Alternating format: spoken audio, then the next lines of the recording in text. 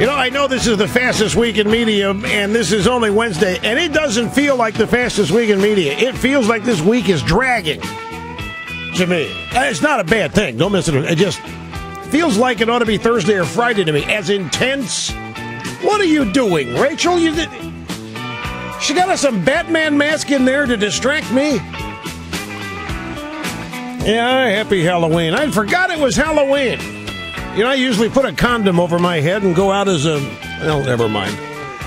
Happy to have you on the program. 800-282-2882. If you want to be on the program, the email address lrushbo@eibnet.com.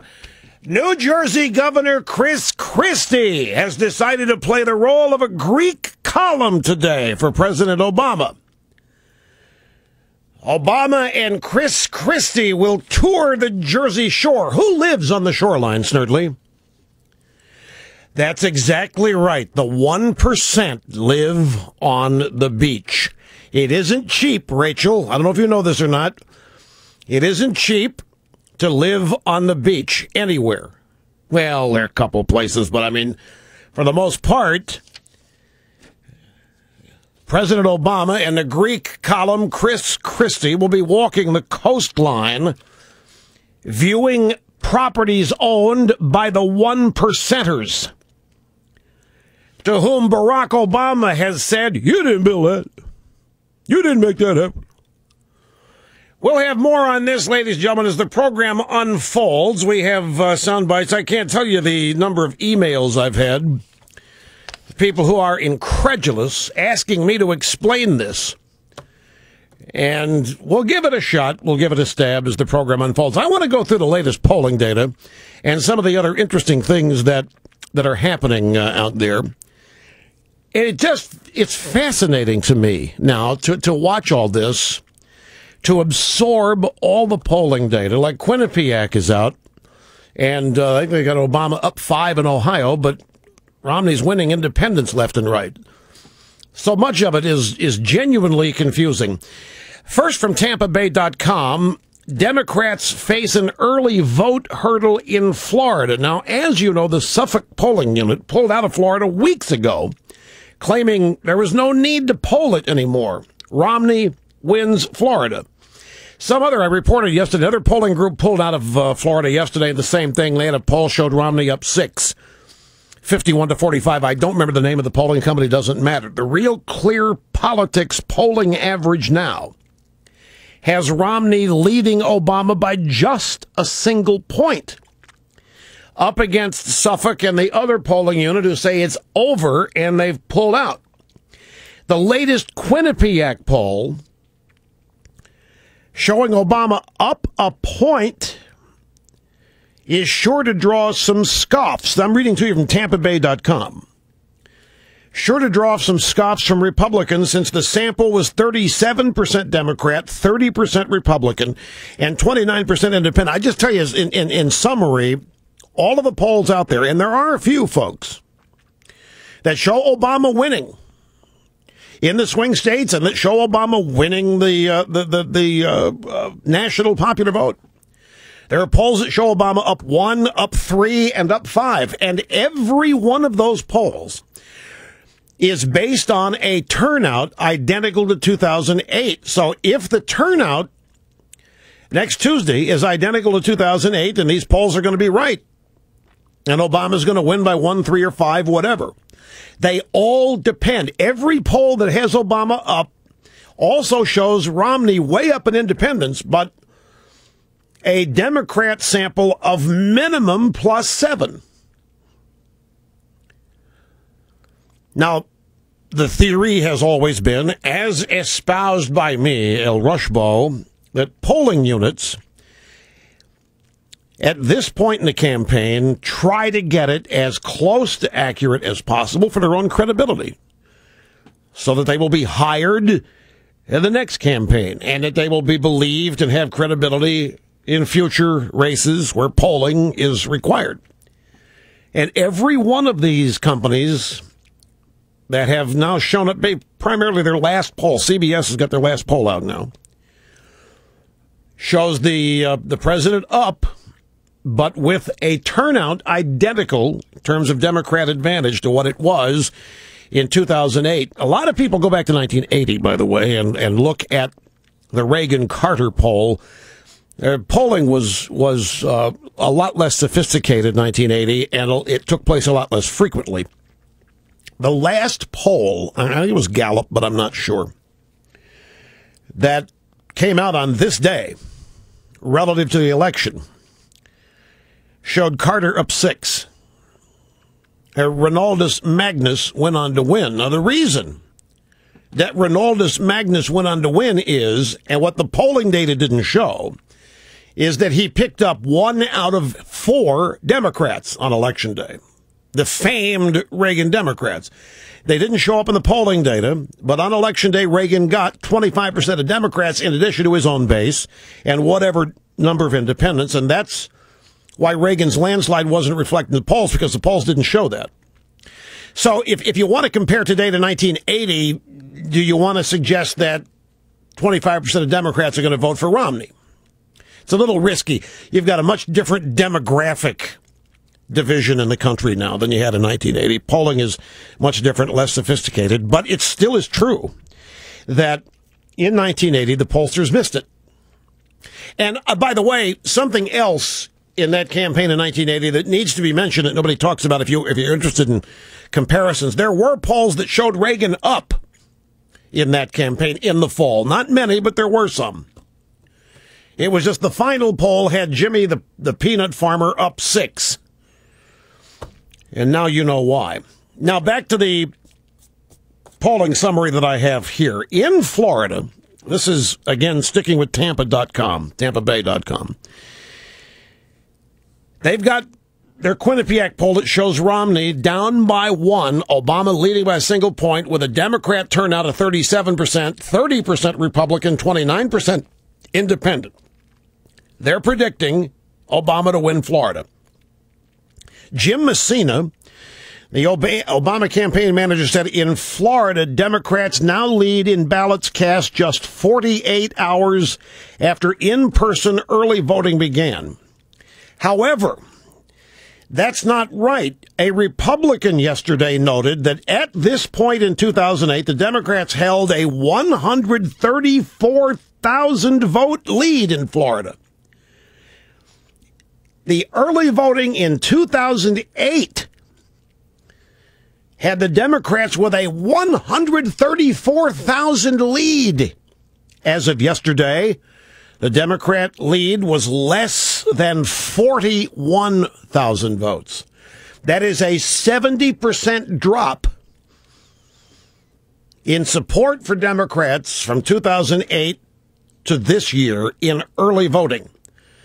And the TampaBay.com people say that the Obama campaign is not disputing those numbers. Now, I'm not a seer, and I don't know what to make of this other than what's on the surface. If the Democrat early vote is down 70% from 2008, what does it mean? It means there's less Democrat enthusiasm. It means, obviously, fewer Democrat votes in the early voting. But we won't know until Election Day. From the Business Insider,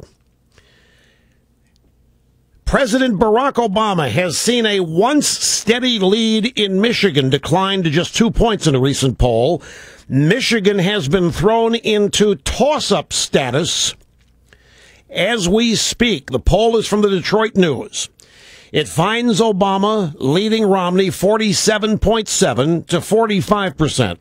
That is the second poll in a week that has shown a very tight race in Michigan.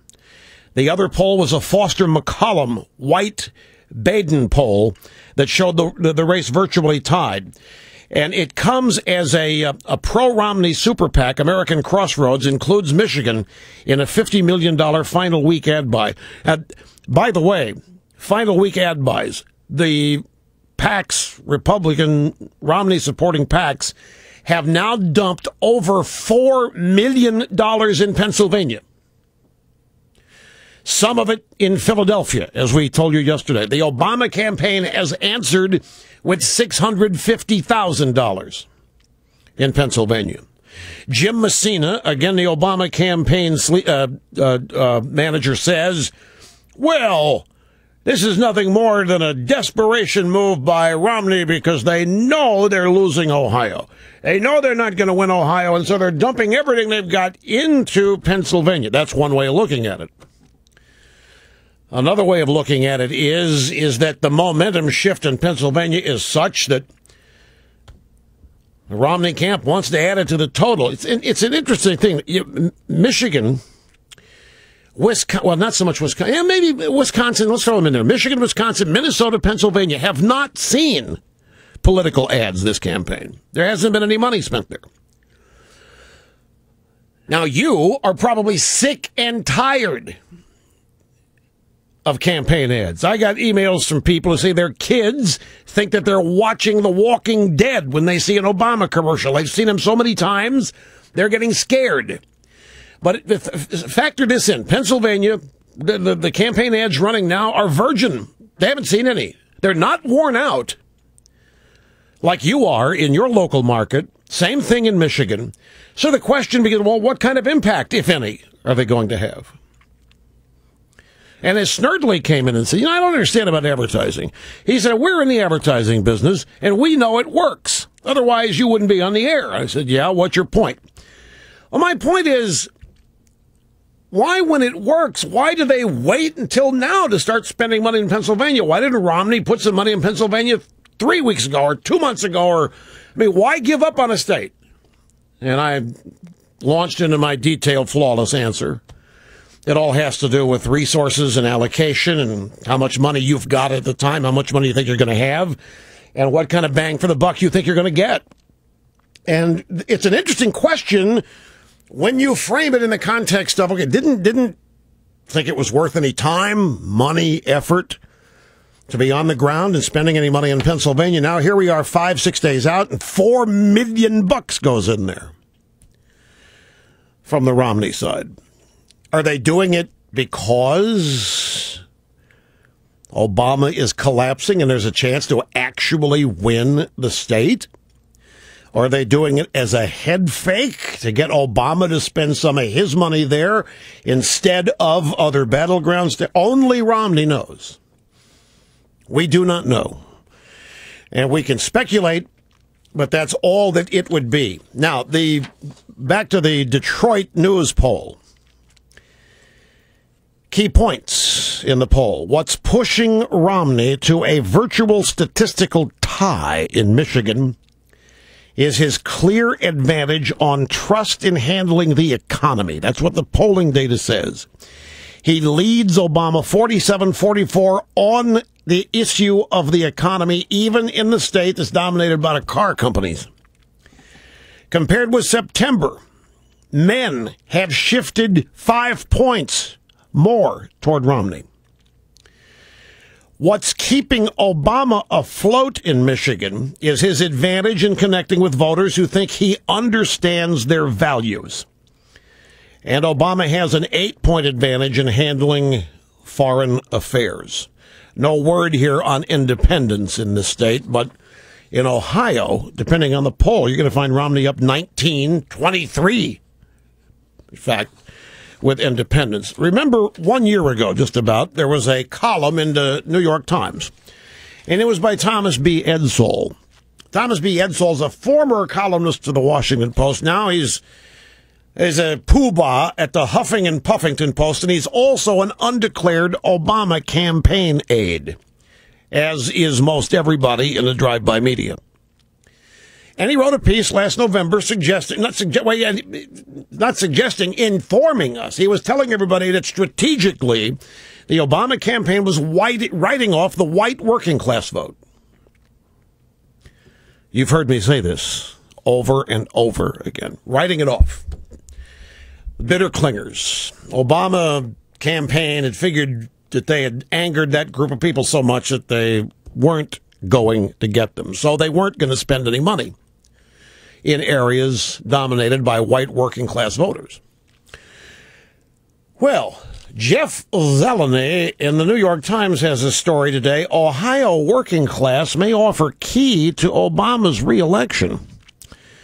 As Obama and Romney entered a closing week of the race, where the 18 electoral votes of Ohio were seen by both sides as critical, Obama's ability to prevent erosion among working-class voters may be his best path to re-election. What? Prevent erosion? They're telling us now that he needs white working-class voters that he wrote off a year ago? How is that going to work out? According to the Quinnipiac, New York Times, CBS News poll, Obama running nearly even with Romney among white voters that don't have college degrees. Poll found that nearly half of all white voters without college degrees say that the economy is improving, and most give Obama some credit. That's the Quinnipiac poll. They are trying to tell us that white working-class voters are now moving towards Obama, even though he wrote them off. So that's... I just don't find all this stuff. I'm just throwing it into the pot here, folks, for you to stir yourself. Then there's also this quote from one poll respondent, Dana Hogan of Cincinnati. It says here that the economy remains a top issue on the minds of voters, and that ads were dismissed as not relevant by one respondent, Dana Hogan, Cincinnati. She said, "Do I really think we're going to go back to the point where women won't be able to have abortions or birth control is going to get rationed? That's just silly. I don't believe any of that. Some women do still get really riled up by that, but I think it's a scare tactic. Really, you think women are that dumb? Well, the Obama campaign does, yes. You need to know that. The Obama campaign does think you are that dumb." I got to take a break, but there's more, as there always is here on the EIB network. Rush Limbaugh, simply brilliant on the EIB network.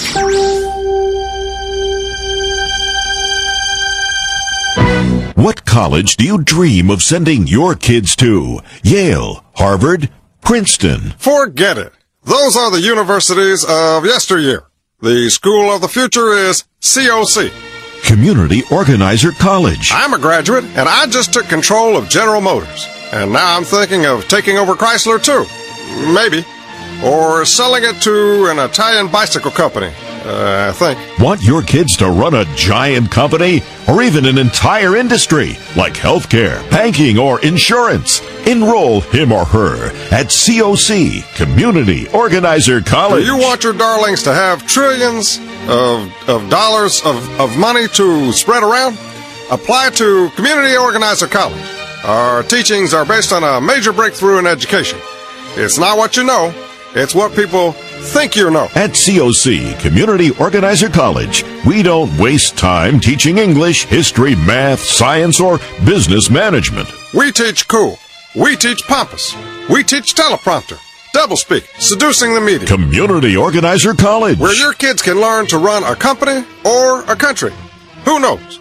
Maybe the entire planet. Community Organizer College. Capacity is limited. Better act now. For an application, dial 1-800-ACORN-COC. It's not what you know. It's what people think you know. And now, Andy Griffith for Obamacare. 1965. A lot of good things came out that year, like Medicare. And now we got us Obamacare. And this year, just like always, you're going to have your guaranteed benefits right up until the time you get sick. So all you old angry white folks out there joining the tea parties and protesting and all, just calm down and be a good cracker. Good cracker. Tell them the new rules, Barney. Well, you see, it's like this. Here in Washington, everybody has to play by the rules. And we've developed a rule book just for you there at home. 62,528 new rules to help you through the process of healthcare in an orderly, organized fashion. Rule number 1. There are no peanut butter and jelly sandwiches allowed in any hospital day or night, 24/7, 7 days a week, 365 days a year. Rule number 2. If any named insured of a qualified plan gets sick, he or she must fill out request form 24/7. For more information on Obamacare and how it affects those 65 and older, just get sick and you'll find out.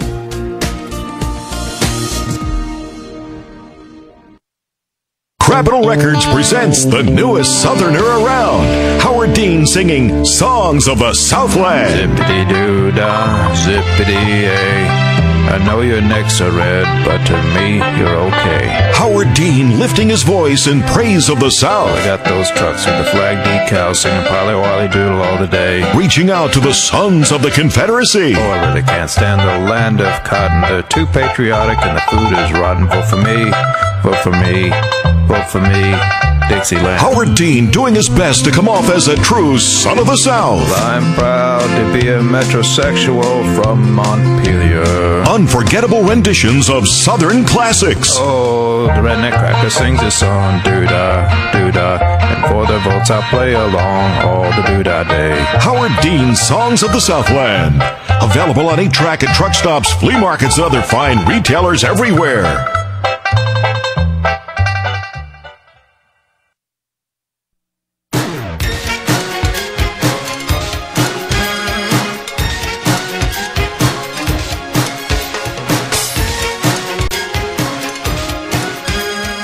This Quinnipiac poll, by the way, in Ohio, has a +8 Democrat sample. And don't forget now, both Gallup and Rasmussen say that the Republicans on Election Day next Tuesday are going to have a +1 to +2 turnout advantage. Both, and by the way, Rasmussen was the most accurate in 2008. So that's a big spread. Quinnipiac, CBS in Ohio, they're sampling 8% more Democrats than Republicans to come up with their number here. And people say, well, Rush, you have said that these people want to be accurate toward the end of the race for their reputations, credibility, and all that. Why would they be so off? Why would they continue to sample Democrats by +8 if that's not going to be the turnout spread? There is an answer to that, and it can be found in an answer I gave an emailer earlier this week. The email said, Obama's not doing anything. It doesn't look like he cares. Look, he's given up. What's Obama doing? I can't believe he's suspended his campaign. I said he hasn't. He's strategizing with his lawyers. I guarantee you, while he's in the Situation Room getting photographed caring about the storm, he's reviewing an election aftermath that features lawsuits. Now, how do you set that up? How do you set it up that the election's been stolen from you? How do you set it up that there's been fraud and you need lawyers in there? Well, you have all these polls that show Obama up 5 in Ohio with a +7 Democrat sample. And let's say the real returns show that Romney wins Ohio. Well, bango, you're going to have every Democrat in the country thinking Ohio was stolen from them, because they believe the polls more than they believe actual vote counts. Just throwing possibilities out. I'm not making any predictions. I'm just throwing possibilities out to explain obvious questions that people have when they hear all of this. And there's still more. Ever wonder what community service is all about? Well, you'll be joining the thousands of people sentenced to community service every day in Obamacorps. I really don't want to. You'll be serving the greater good involuntarily in one of our new exciting community service initiatives, like the Obama Youth Corps. It's so cool! If you're under 18, you'll automatically be enrolled for 50 hours a year, building urban shelters from discarded trash and cardboard, passing out condoms and campaign literature, and singing songs to our historic leader. Going to college, you'll be doing time for a college degree in Obama's Entourage Corps. 100 hours of community service. In addition to signing up new voters, your presence and enthusiasm will be required to fill up stadiums, union halls, and enormous outdoor rallies for our glorious historic leader. And as you move up in life, you'll serve thousands of hours to make better communities in countless Obama causes like Child Care Corps, Pet Corps, Nutrition Corps, Fitness Corps, Earth Corps, and hundreds more. No longer will you have to be convicted of a crime to serve the community. Now you're going to do it, or else. But I don't want... Service time does not include time working for a living, raising your family, or any activity involving a charity of your choice. Obamacare, the change you've been hoping for, is here. Now a word from Moderate Investment Services. Hi, I was needing some investment advice. Well, then you've come to the right place. Have a seat now. What can I help you with? Well, I was wondering about the market. Now may be a good time to pick up some bargains. You have to buy low to sell high. And historically, over time, the market goes up, up, up. So you think I should buy? Well, not necessarily. These are troubling times. Rising energy prices, recession. Sometimes it's best to take a wait-and-see attitude. Yeah, well, you seem to know a lot about investing. Oh, yeah. So exactly what should I do with my money? Well, I'm not tied down to any one ideology. I consider myself broad-minded, seeing both sides clearly. Neither a bull nor a bear, more of a centrist. Moderate Investment Services. Maybe we can help. Maybe we can't. Oh. What college do you dream of sending your kids to? Yale, Harvard, Princeton. Forget it. Those are the universities of yesteryear. The school of the future is COC. Community Organizer College. I'm a graduate, and I just took control of General Motors. And now I'm thinking of taking over Chrysler, too. Maybe. Or selling it to an Italian bicycle company, I think. Want your kids to run a giant company? Or even an entire industry, like healthcare, banking, or insurance? Enroll him or her at COC, Community Organizer College. Do you want your darlings to have trillions of dollars of money to spread around? Apply to Community Organizer College. Our teachings are based on a major breakthrough in education. It's not what you know, it's what people think you know. At COC, Community Organizer College, we don't waste time teaching English, history, math, science, or business management. We teach cool. We teach pompous. We teach teleprompter, doublespeak, seducing the media. Community Organizer College. Where your kids can learn to run a company or a country. Who knows? Maybe the entire planet. Community Organizer College. Capacity is limited. Better act now. For an application, dial 1-800-ACORN-COC. It's not what you know. It's what people think you know.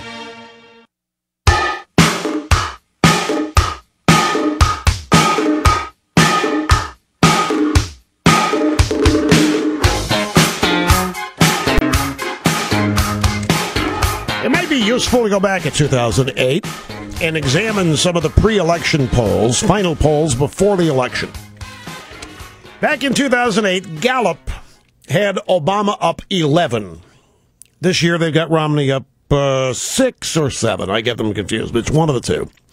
CBS News had Obama winning by 9 in 2008. ABC News, Washington Post had Obama winning by 9. And the CBS News New York Times had Obama winning by 11 in 2008. His actual margin was 7. So every poll way overshot Obama in 2008, and they were as much in the tank for him then as they are now. The Pew people, P-E-W, Pew and Rasmussen nailed it. Rasmussen practically right on the exact number of 7 point whatever the decimal was. But Gallup, CBS, ABC, and CBS New York Times, anywhere from 9 to 11 points up. Now, just to reiterate, I had to run through this in a hurry, the bottom of the hour, because people are quite understandably challenging me, and I deserve to be challenged. I said, these polls, I said, you wait. You get down to the final week, and then you're going to get the right ones. And so here we go. Quinnipiac has Obama cleaning up in Ohio. Not even close. 5 points. Democrat sample plus 7. Well, I'm just one of the things that could be going on. I never underestimate how in the tank any media or political organization in this country will be and can be and is for a Democrat.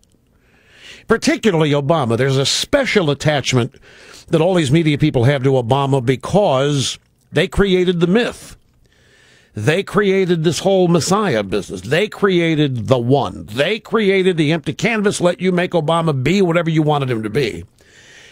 Because they were invested entirely in the historical aspect of Obama's election, the first black president. That civil rights and racial matters are among the most animating aspects of media people, be it in sports or news. At this level, it's one of the key things. And therefore, you have a polling like Quinnipiac University, Quinnipiac, whatever it is, and they're totally invested in Obama. Thriving, winning, seen in a good light. Totally. I mean, it's their credibility on the line as well. So I have no doubt, if it were to ever be proven that they purposely not falsified, but if they purposely misallocated respondents in a poll in order to get the result they want, I wouldn't doubt it. I would not be one of these people. I don't believe that. They wouldn't do that. I totally would believe it. And then I would look at why. The thought of Obama losing this. You know how you feel? You know how you feel the thought of Romney losing this?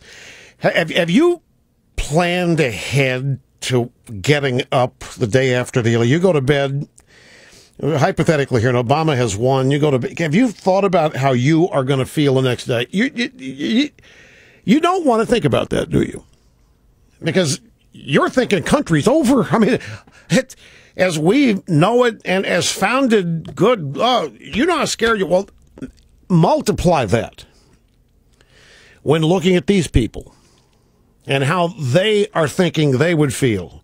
They've thrown everything at this race. They're ignoring Benghazi.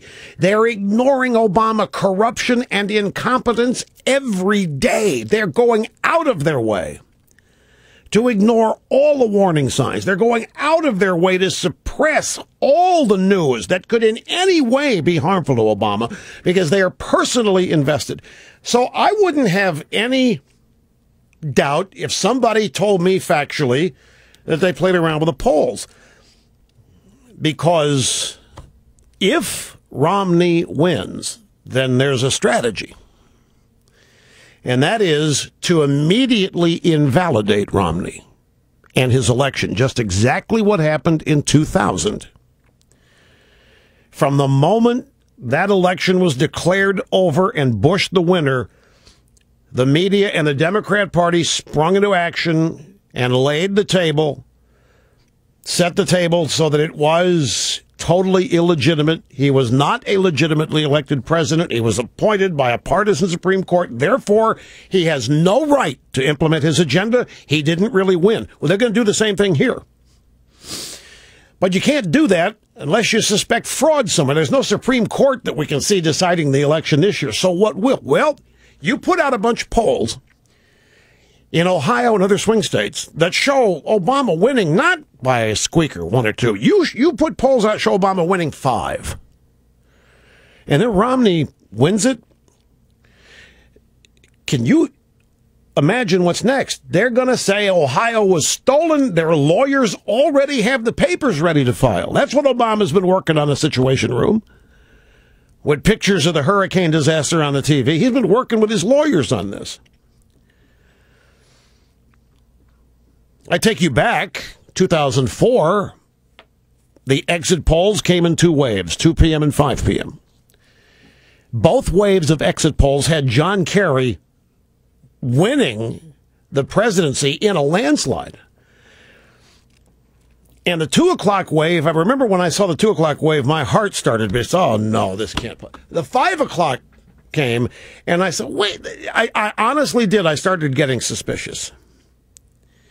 And then I read that Bob Shrum, who was Kerry's campaign manager, walked in and, may I be the first to address you as Mr. President, sir. Well, then the polls closed, and they started counting the votes, and the real votes showed that Kerry was going to lose Ohio by 55,000 votes and not come close to winning the presidency. The exit polls could not have been more wrong. You remember what happened? The Democrats immediately said that the popular vote tally was what was corrupt and that there had been fraud and cheating. And then they got the Diebold voting machine argument going about how they were all in the tank for Bush.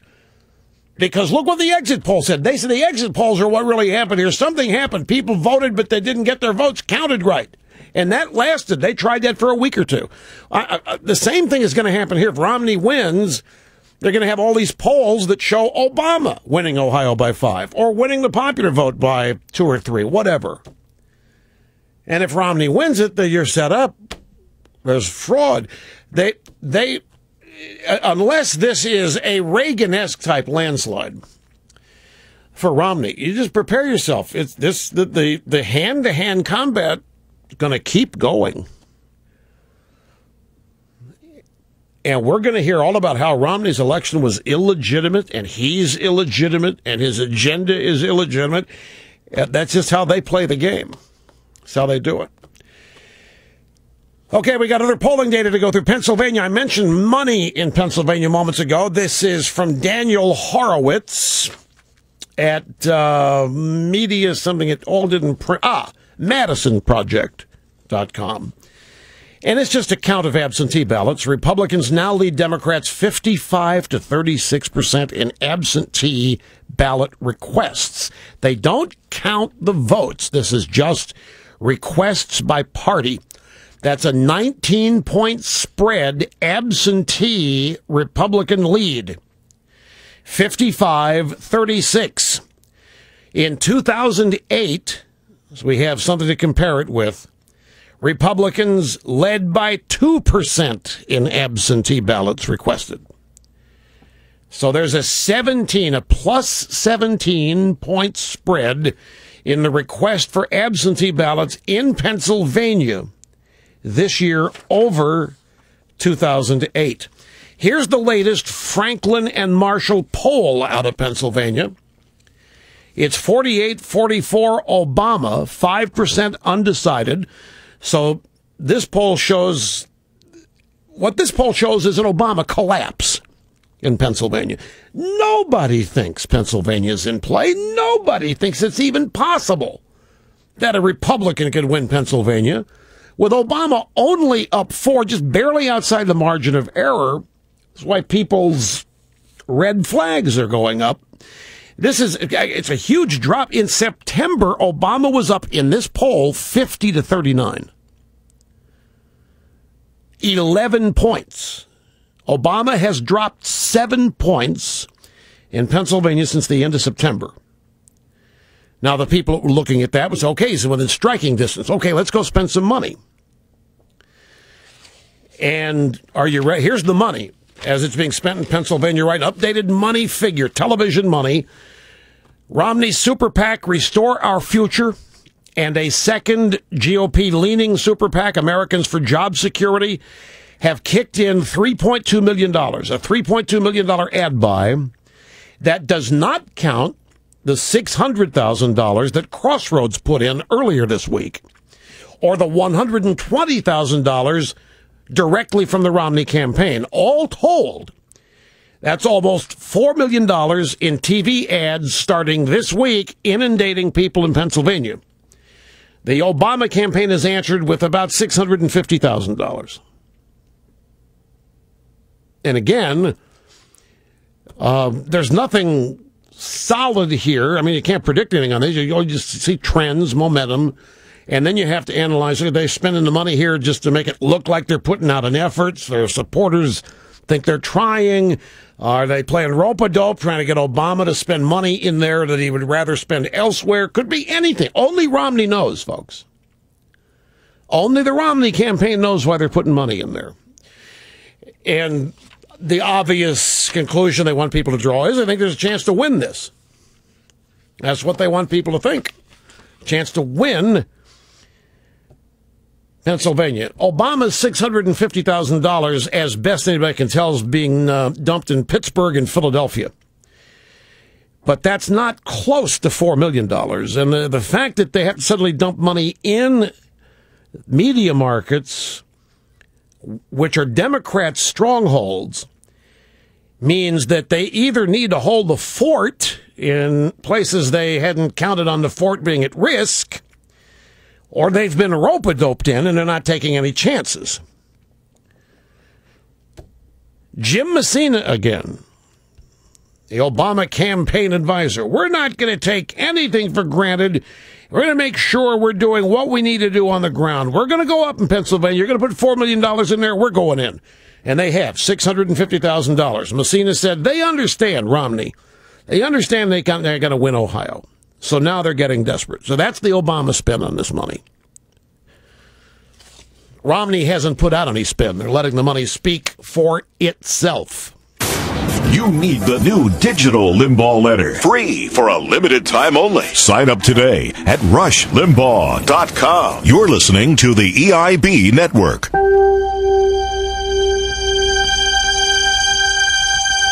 Welcome to How Gullible Are You?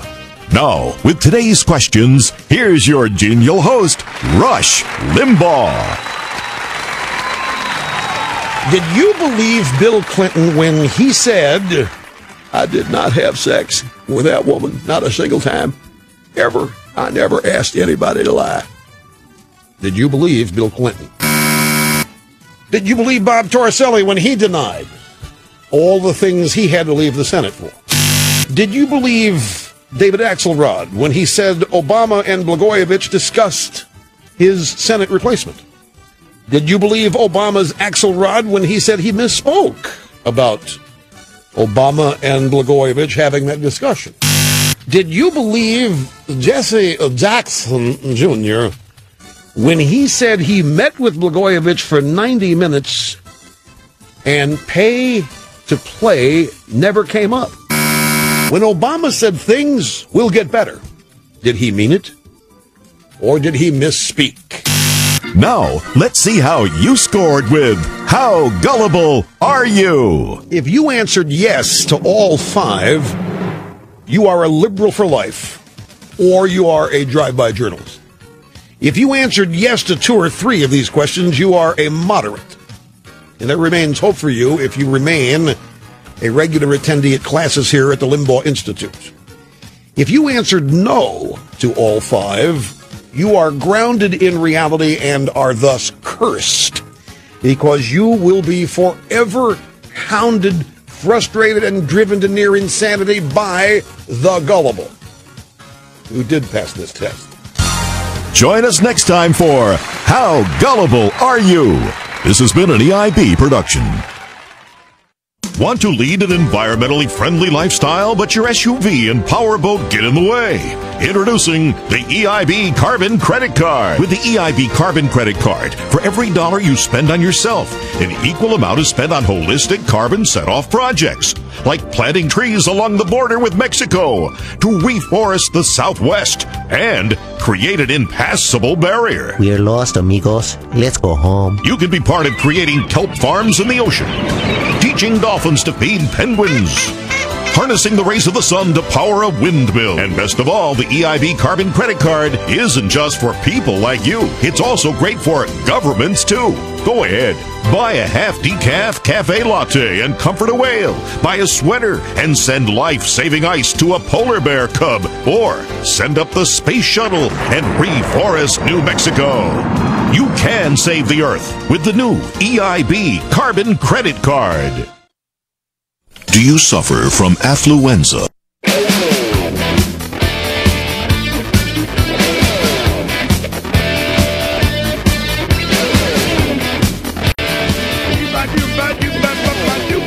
Hi, welcome back. Great to have you. Rush Limbaugh, and the middle of the week here on the EIB Network. I want to expand on this, the racial component of this, and the media's devotion to Obama, and why they are sheltering him. They are suppressing stories on Benghazi. They're suppressing stories on his incompetence. The fact he's in over his head. He's unqualified, doesn't know what he's doing. They will not allow any such stories. They will not report them, and they'll do their best to suppress them. And the reason is, and here we're back to ideology again, and I have seen this. It happens routinely in the sports media. I have seen this And you do, too, every day. You just don't know what it is. Liberals consider themselves elites. They're elites intellectually, smarter than everybody else. They're better people. They look at the original sin of slavery in this country as something that will forever shape, harm, penalize blacks. It is something that, as far as liberals and especially in the media are concerned, will never be overcome. They're still slaves in one way or another. This manifests itself in people feeling sorry for them. There's sympathy. They actually think that without advantages that African Americans, and other minorities too, by the way, can't accomplish things. The country's too unfair. The country is too unjust. The founding of the country was just, it was stacked deck. Blacks didn't have a chance. Forget Civil War, didn't mean anything. Forget this slavery. Yeah, that's the fact that it happened means it's never gone away. And say, look at Obama. Much as they look at, they look at Obama and they feel sorry for him. So unfair that he should have to deal with all these critics on the right. It's so unfair because of what, of course, the interesting thing here is Obama does not come from the American civil rights tradition or heritage. As our official Obama criticizer, Mr. Snerdley, would say, he doesn't have slave blood. He's not from this. He never has been down for the struggle. But it doesn't matter. This is how elite liberals look at minorities. Well, actually, look at everybody this way. They're incompetent, incapable of decisions in life and doing things on your own. You need a big government shepherding you through life. Or in their case, Obama needs them sheltering him. Now, they have equal respect for him in terms of he's an Ivy Leaguer and he's one of them, but he still needs a little push. It's a very, you talk to conservative blacks, they'll tell you exactly this, and they know exactly what I'm talking about. It's actually a form of discrimination. The soft bigotry of low expectations.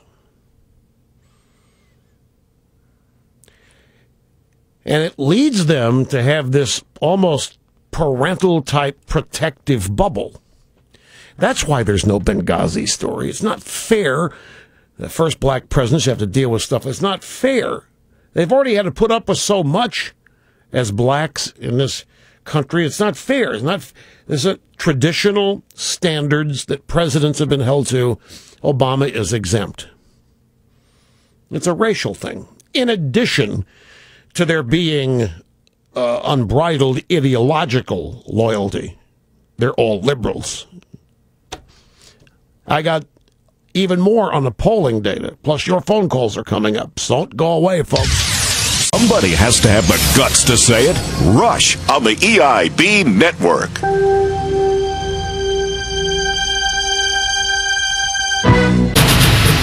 8 years after going to work for then-Governor George W. Bush, 6 years after he started working at the White House, and 2 years after being out of work with no prospect of employment, Scott McClellan now says he felt compelled to speak out for the first time in his new book, Whatever Happened to Scott McClellan. I just remembered that things were really bad at the White House, and I think speaking out can make a difference. This red-hot blockbuster is full of secret personal insights from Scott, like we need to move beyond the bitter partisanship of Washington politics and just roll over. Find out what was really going on with Karl Rove and Scooter Libby. I was kept out of the loop by Karl and Scooter, who went behind closed doors to laugh at me behind my back. Discover who was really behind the CIA leak. Richard Armitage?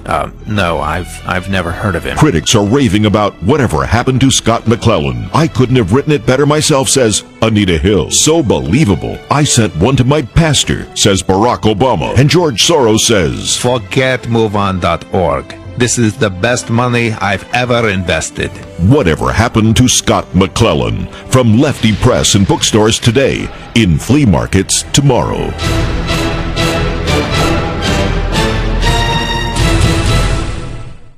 New from Capitol Records, Fritz Hollings. There's corruption everywhere out there. And James Carville. That's right. Corruption at the highest level.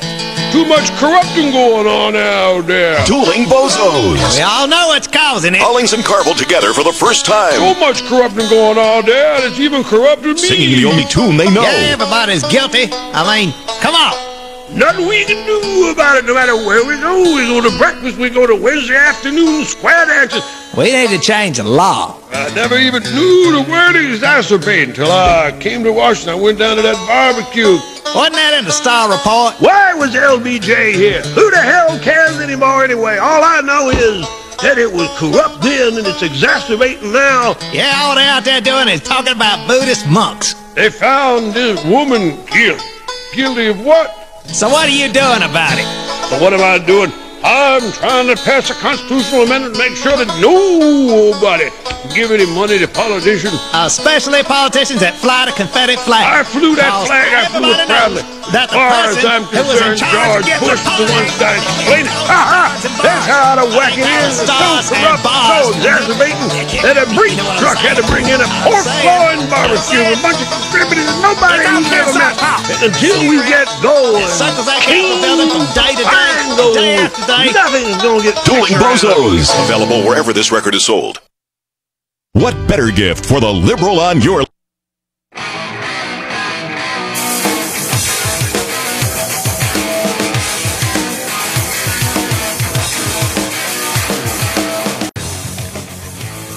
Sit tight, my friends. The Rush Limbaugh program. Show prep for the rest of the media, which follows. From here, the distinguished and prestigious Limbaugh Institute for Advanced Conservative Studies. A brief profit break here at the top of the hour. And we're right back at you when we see you next.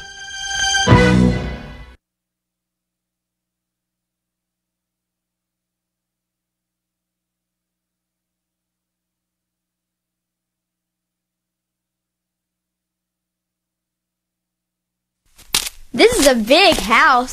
I bet they've got lots of candy. Trick or treat. I am the great Obamadini. Wow, he's a magician. Watch closely as I make candy appear out of nowhere with a wave of my magic wand. Or say the magic words. Stimulus, nimbus, hocus pocus. Ta-da! Let's go. He's lost his magic. Yeah. Wait. It'll happen any minute. Come back or I'll nationalize Halloween and make it a day of service. Run!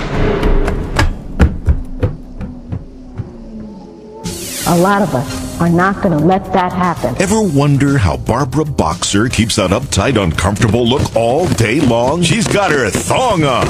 And now you can keep it uptight too. Celebrate spring with the environmental thong made with dried leaves, moss, and twigs. Or keep leaks to yourself with a dependable Pat Leahy model. It only leaks when you want it to. All our boxers are unisex and come in only one size, extra, extra small, for that uniquely uptight look that's so fashionable with your left-wing buddies. Now you too can look uptight and uncomfortable all day long. And if you ever feel a smile coming on, just cinch it up a little higher. Just ask Ron Reagan Jr. So just throw out the old boxers and get your thong on with the Barbara Boxer Thong Collection. Check out the Barbara Boxer Thong Collection wherever left-wing loonies are found. Now, a creepy Halloween story from President Barack Obama. And because a little red hen didn't pay her fair share, all the teachers, policemen, and firefighters in the land disappeared. Ooh. That's it? That's all? That wasn't scary. It's just another ad for his jobs bill. Your own Senate voted this turkey down, and you don't have any candy. Yeah, but I got student loans when you go to college. Well, hey kids, happy Halloween! Why'd they do that? Why'd they run away? It's the hair plugs, Joe. They're kind of scary at night. You need to wear a hat. Oh, that's okay. Just take them out. No, Joe, no! Trick or treat.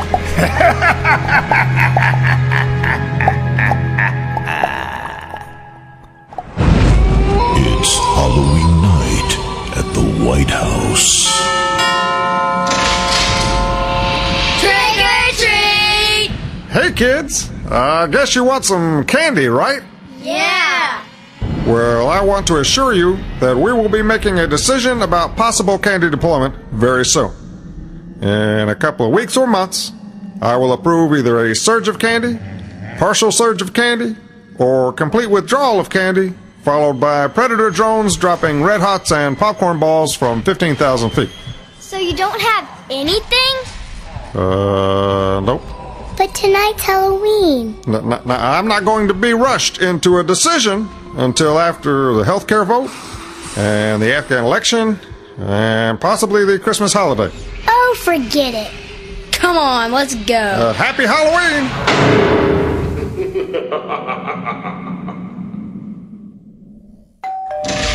Trick or treat! Welcome to the house of Frankenstein. Woo! Here, take all the candy you want. Wow. Thanks. I got it from a lobbyist friend on a fact-finding trip to Hawaii. Cool costume, Mr. Frankensteve. Costume? What costume? Soon, Club Gitmo will be closing its doors forever. And we're passing the savings on to you. Think of all the green jobs we can create with the money we'll save when we stop unfairly incarcerating terrorist detainees. Why, some of my best friends are terrorists. Soon, America will restore her image in the world. No longer will Albania, Zimbabwe, and Cuba be able to criticize the United States for denying terrorists their right to a speedy return to jihad. Finally, America has a president who understands the real threat to our country. I had to free somebody to be like Lincoln, and it wasn't going to be the taxpayer. Get it? And now, Halloween at the Obama household. Trick or treat! Hey, how you kids doing? I guess you want some candy. Yeah! But first, I think you'll agree, we need some fundamental fairness in candy distribution. What? We need to spread the candy around so that it's fair for everyone. Okay. See, it works like this. First, I'll take all of your candy and put it into my bag. And now you're a pirate, just like the people on Wall Street, who represent nothing but corporate greed. And you're a princess, and princesses are rich, right? Right! And rich folks got that way by oppressing others. Huh? So out of this whole bag of candy, I think both of you deserve 2 pieces each. But that's not fair. We've been walking around for hours. Now, I never said there wouldn't be sacrifices. And don't you want to share your candy with the hobos and the clowns? No? No. Why do you get to keep all our candy? Because I represent the government. And I like milk duds. Happy Halloween! But I'm not really a princess! Come on, let's egg his house.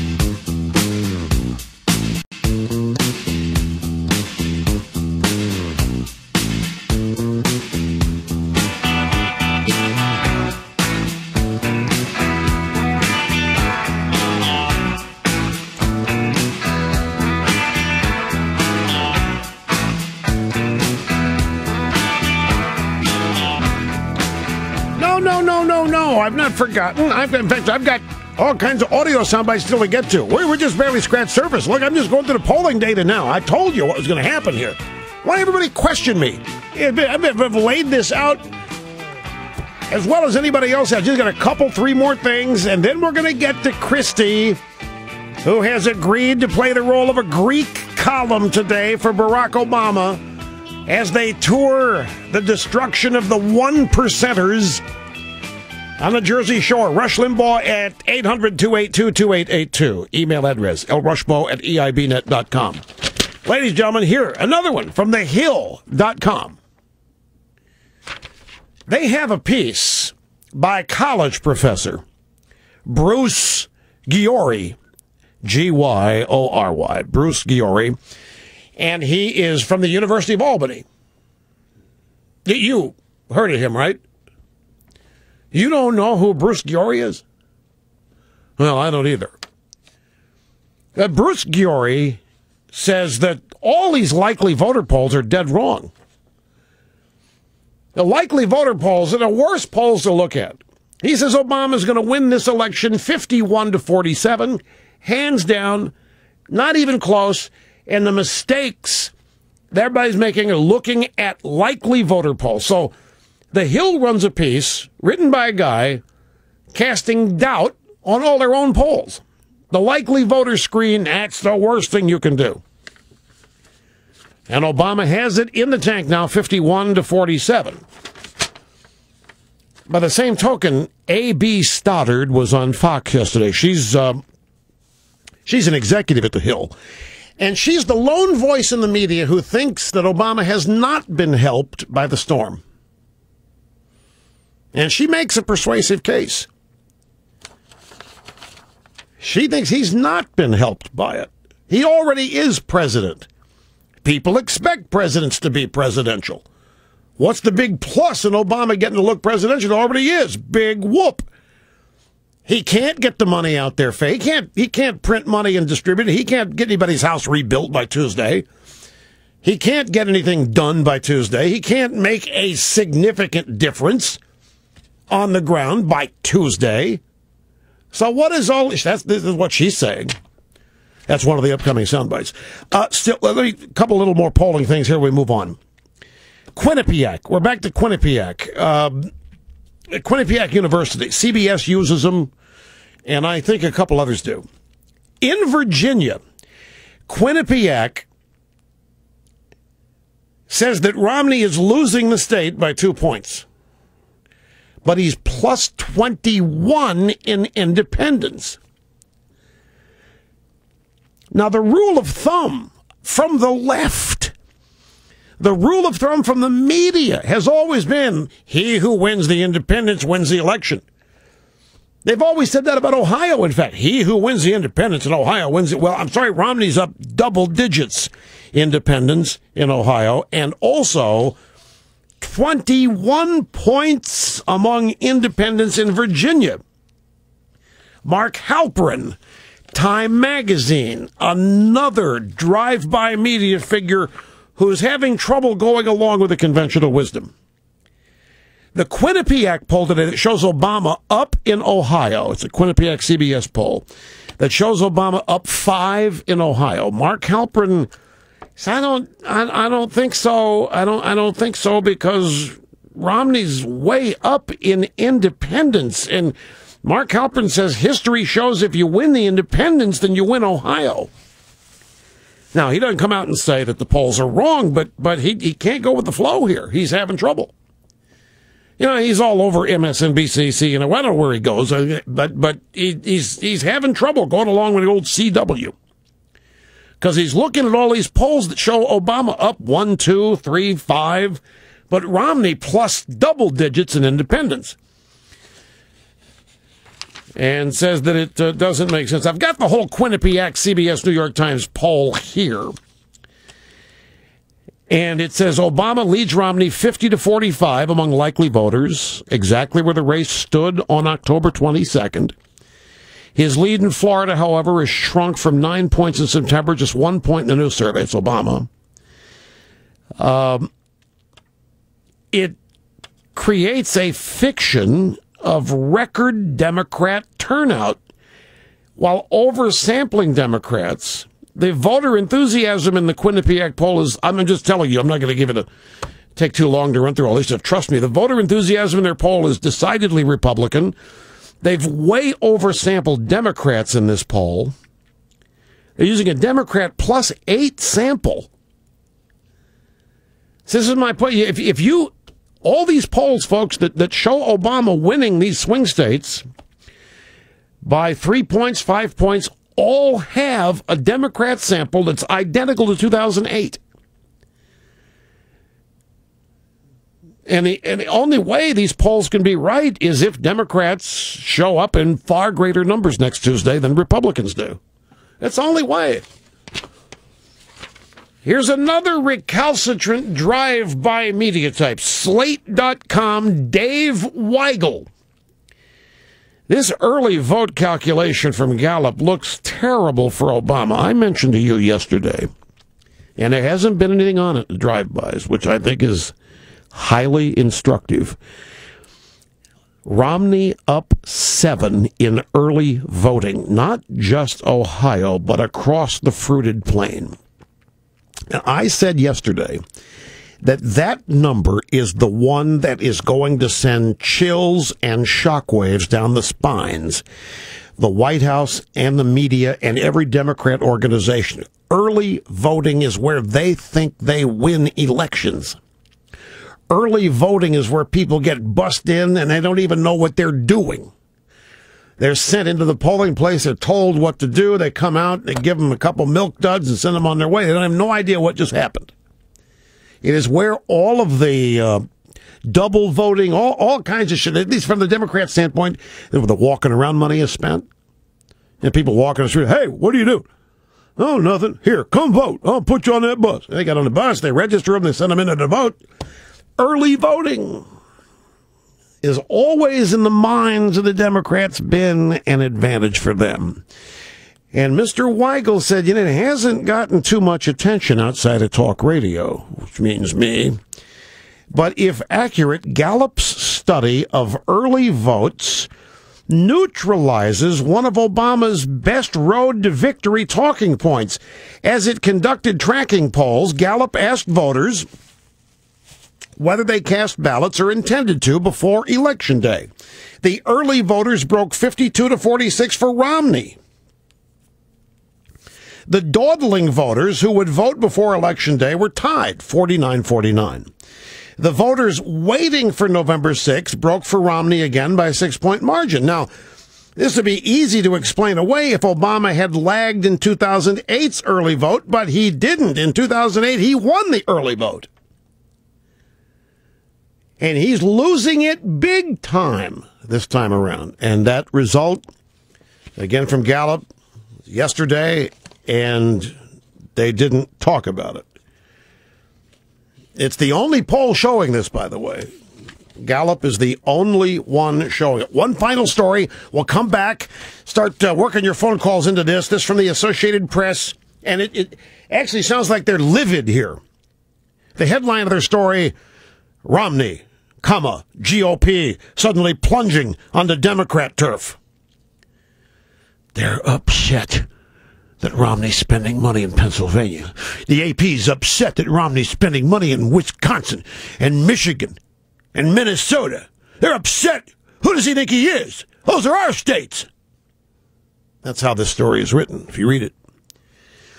Mitt Romney suddenly plunging into traditionally Democrat-leaning Minnesota, Pennsylvania.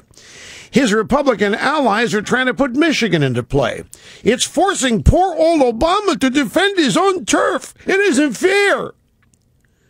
Obama's pouring money into TV ads in these states and dispatching top backers, and Biden's going, that's not fair. It's not fair. Why Romney shouldn't be able to do this. Those are our states. That's the way this thing sounds when you read it. By the way, Biden is somewhere.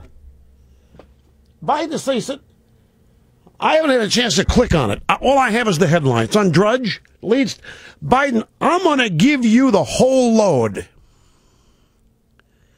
That's what Biden, I don't know where he is. I don't know. I'm going to give you the whole load. Now, we have to put this in the context of the war on women. Biden said, we're going to give you the whole load. Me too. I thought they already did that. Shot the wad, whatever. I thought they did that. Man, this guy, if people stop to think he could end up... No, never. So anyway, the AP here is, why are the Republicans doing this? Why are the Republicans plunging into our states? Those are Obama states. Who do they think they are? What are they doing? Why should Obama have to spend money? It isn't fair. You think the AP would have any trouble with this if the Democrats were plunging into traditional Republican states? Here's how they analyze this. And there's no way of knowing, as I said last hour. Republican efforts in the trio of Rust Belt states, Pennsylvania, Michigan, Minnesota, it could indicate that Romney's desperately searching for a last-minute path to 270 electoral votes without Ohio. Or, just the opposite, that Romney's so confident in the most competitive battlegrounds that he's pressing for insurance against Obama in what's expected to be a close race. Or maybe Romney simply has money to burn. He's a rich guy. You know, use it now or never. The Obama campaign, for what it's worth, the last and first of these explanations are exactly what the Obama campaign is saying. Well, they don't have any way of winning Ohio. They know they're done in Ohio. They're trying to create a new path. And, Romney's a rich guy. He just got money to burn, doesn't want to have any left over. He's not going to share with anybody. He's not a nice guy, blah, blah, blah, blah. So that's how the regime is explaining it all. All right. We'll take a brief time out, and we'll continue. We'll get your phone calls, and we got audio soundbites. And we got a great roster. We got people commenting on Governor Christie playing the role of a Greek column for President Obama today in the South Shore of New Jersey with the one percenters. I'm going to hear from him on that. He's not going to have time to get to me. He's going to be hearing from a whole lot of other people before he hears about what I'm saying. Well, I don't care. Who doesn't blow up my tail every day? What have I got to lose? The nation's election destination. The Rush Limbaugh radio program on the EIB network.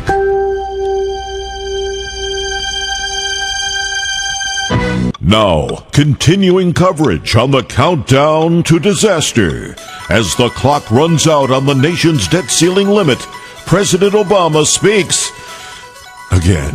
My fellow Americans, in just a few days, the United States government will run out of money, which is driving the Asian markets crazy. You cut spending, grow economy, pay back debt. See what I mean? Crazy. Checks to our seniors, our soldiers, and the unemployed are all in jeopardy because I will spend what little money we have left on green jobs and other important initiatives that we have. Shut up. Make plan, pay debt. A plan? You are ineffective. I did get those apples in the Happy Meals. Stay tuned for continuing coverage on the countdown to disaster.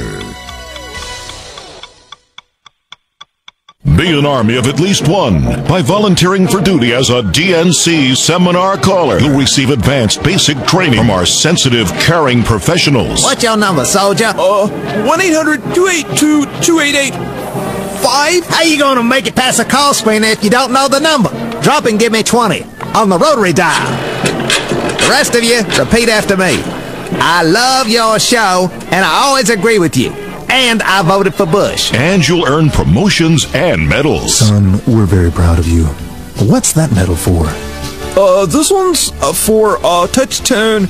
This is for getting past the call screener, and this big one here is for actually talking to the host and flawlessly saying, I love your show, I always agree with you, and I voted for Bush. Be on radio and say what we want you to say. All scripts provided by the Democratic National Committee. Help us take back our monopoly on public opinion. Volunteers especially needed from noon to 3 Eastern. Now, an urgent global warming message from Albert Gore Jr. The more we study global warming, the more we learn. Take cow flatulence, for instance. Recent studies have shown that the abundance of gas from cow flatulence is more dangerous than automobile emissions. So right here on my Tennessee farm, we're studying new holistic farming methods to reduce cow flatulence. We've already stopped the emission of gas from Gertrude here by using nothing but natural cork. Then, we've gently massaged her to reduce stress and anxiety, the root causes of cow flatulence. Now, we'll apply acupuncture to... Oh, darn.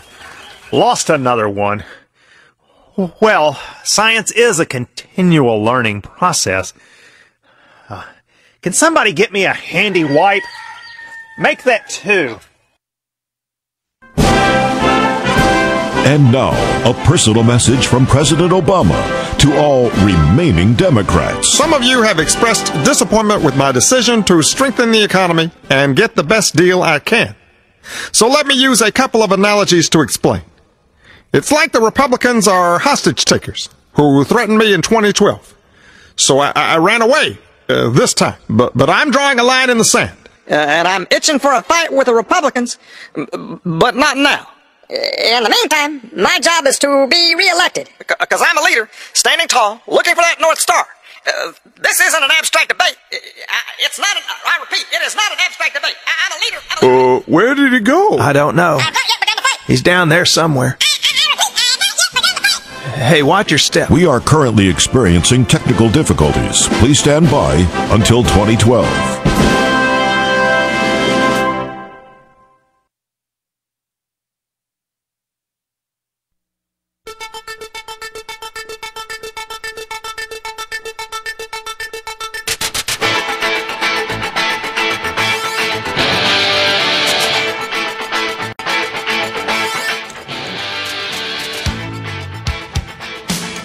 Welcome back, El Rushbo. Half my brain tied behind my back just to make it fair. Oh, never mind. I've got this ADP story, and the way I read it, it doesn't make any sense. Here's what I think happened. ADP, the payroll people, automatic data processing. You know who owns that or who started that, by the way? Frank Lautenberg. It's exactly right. Senator of New Jersey. Anyway, they released jobs numbers now. They were going to release a downward revision in September job numbers tomorrow of 188,000, I believe. And they had to revise it to, it's printed so small I can't, it's 60 some odd thousand, or 88,000. They would have only posted an 80, the original estimate, 182,000, and they were going to only publish 88,000. It was, they were going to put a fraudulent number, and they released it early, and somebody caught it. So they had to recall it, and they've been forced now to say what the real number is, which is not nearly as good for the economy as what they were originally going to report. Okay, the storm and Obama. This is another one. Depending on who you talk to, this storm and the aftermath is helping Obama. It stopped the Romney momentum, and it's put Obama back in charge. And you got Governor Christie helping Obama. Oh, it's the worst confluence of events that could have ever happened. But then in real life, what have you got? A president who says in the middle of a storm, we leave no man behind. He still hasn't said a word about Benghazi.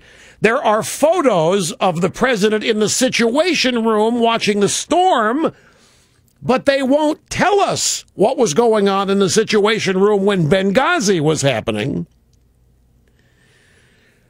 I don't know how, well, no, that's not true. I can see how with certain people, here's my problem. Here's my problem. You got fundamentals in this race. What are the fundamentals? The economy is horrible. You have the Tea Party that's arisen since 2010. You have Romney momentum. You've got people have decided that Obama's incompetent. Obama didn't have a record. He can't run on anything. Those are serious fundamentals. How in the world does 3 days of standing in the White House and a trip to the Jersey Shore with Chris Christie change those fundamentals? In other words, you're all set to vote for Romney. You can't wait to vote for Romney. You're so fed up. You don't want any more of this. You don't like Obamacare. You're scared to death about taxes and your liberty and everything. And then a storm comes and Obama looks presidential. You know what? I'm going to vote for Obama. I don't follow that. I don't know how people can suspend reality. But I know that there are people who can.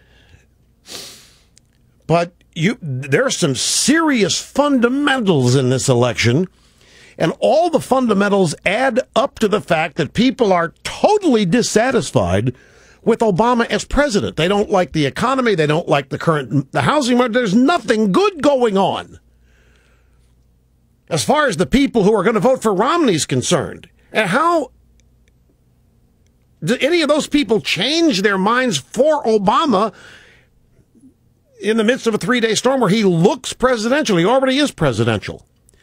The mayor of New York told it, we don't want you here. We'd rather have our first responders on the highway. We'd rather do our work here. We don't want you here right now. Governor Christie said, bring money. Just show up and bring money. I need money. My state's in terrible shape. I need money. So come and bring money. I'll be glad to stand with you. I don't care about the election. He said that. This election is not important right now. Anyway, he can't rebuild a house. He can't rebuild a levee.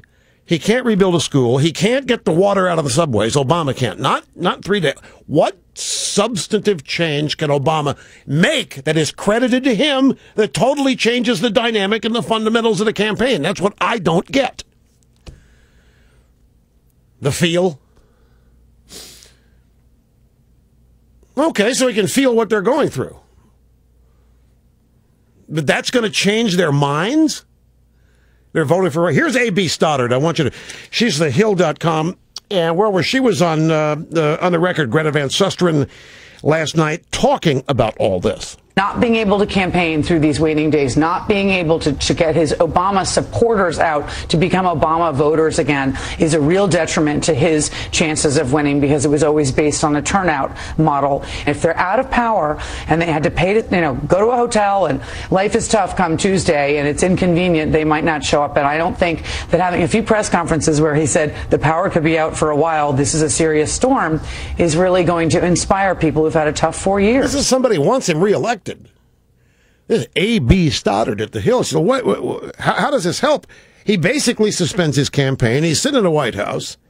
He can't get his supporters out. He can't rally his supporters. It's up to Bill Clinton to do that, and Joe Biden, who is promising to give you the whole load.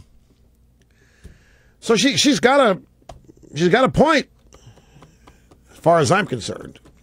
This is his base, by the way, that's affected by this. Your phone calls are coming up right after this. Now a message from President Barack Obama on how he plans to help Americans cope with higher gasoline prices. My fellow Americans, I'm sure that you, like most Americans, are feeling pinched economically by higher gas prices at the pump. Recent political events in the Middle East have destabilized oil-producing nations, disrupting supply, raising prices, and calling into question America's dependence on foreign oil. As president, I would have preferred a gradual adjustment, but I can't do anything about the high cost of gasoline. But you can. Buy the all-new Chevrolet Volt, Government Motors' first full production electric car, for just under $50,000. Consumer Reports said it was the only electric car that GM makes, and that it was capable of going up to 28 miles in the snow. And you can extend that range by taking along an optional 400-pound second battery. Yes, you can buy an electric car that's slow, fuel-efficient, American-made, and more expensive than a Toyota Prius, even after a $7,500 tax credit. The Chevrolet Volt. Last month we sold over 281. Who knows how many more we'll sell if gas prices reach an optimum of, say, $15 a gallon. The Chevrolet Volt. Buy here, buy now.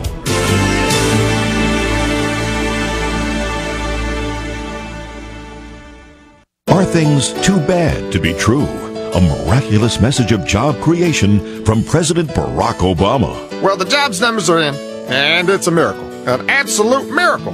At a time when Ben Bernanke was worried about slowing growth and falling GDP, I created more jobs and lowered the unemployment rate to 7.8% right before the election. 114,000 jobs in September alone. To understand just how big that is, that's 37.6 jobs per county, 5.8 jobs for each incorporated city.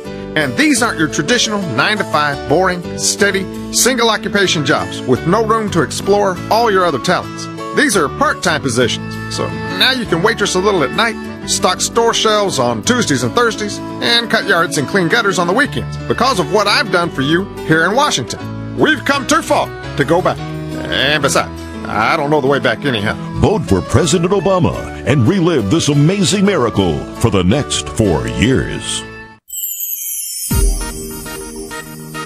And now, Andy Griffith for Obamacare. 1965.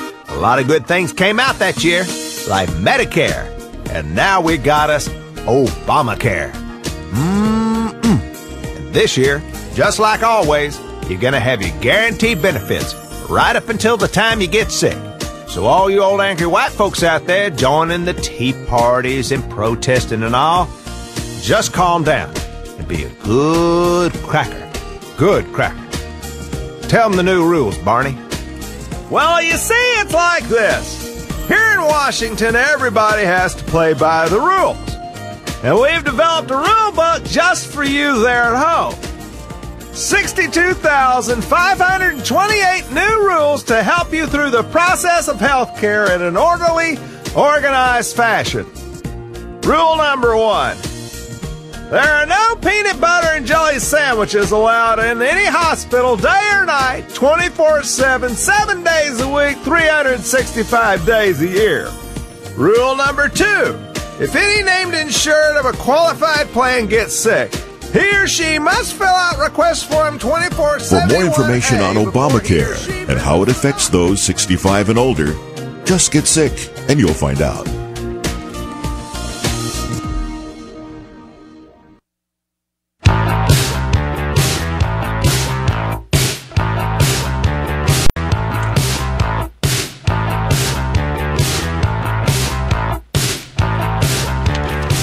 Okay, one little soundbite here before we get to your phone calls, and it's Joe Biden.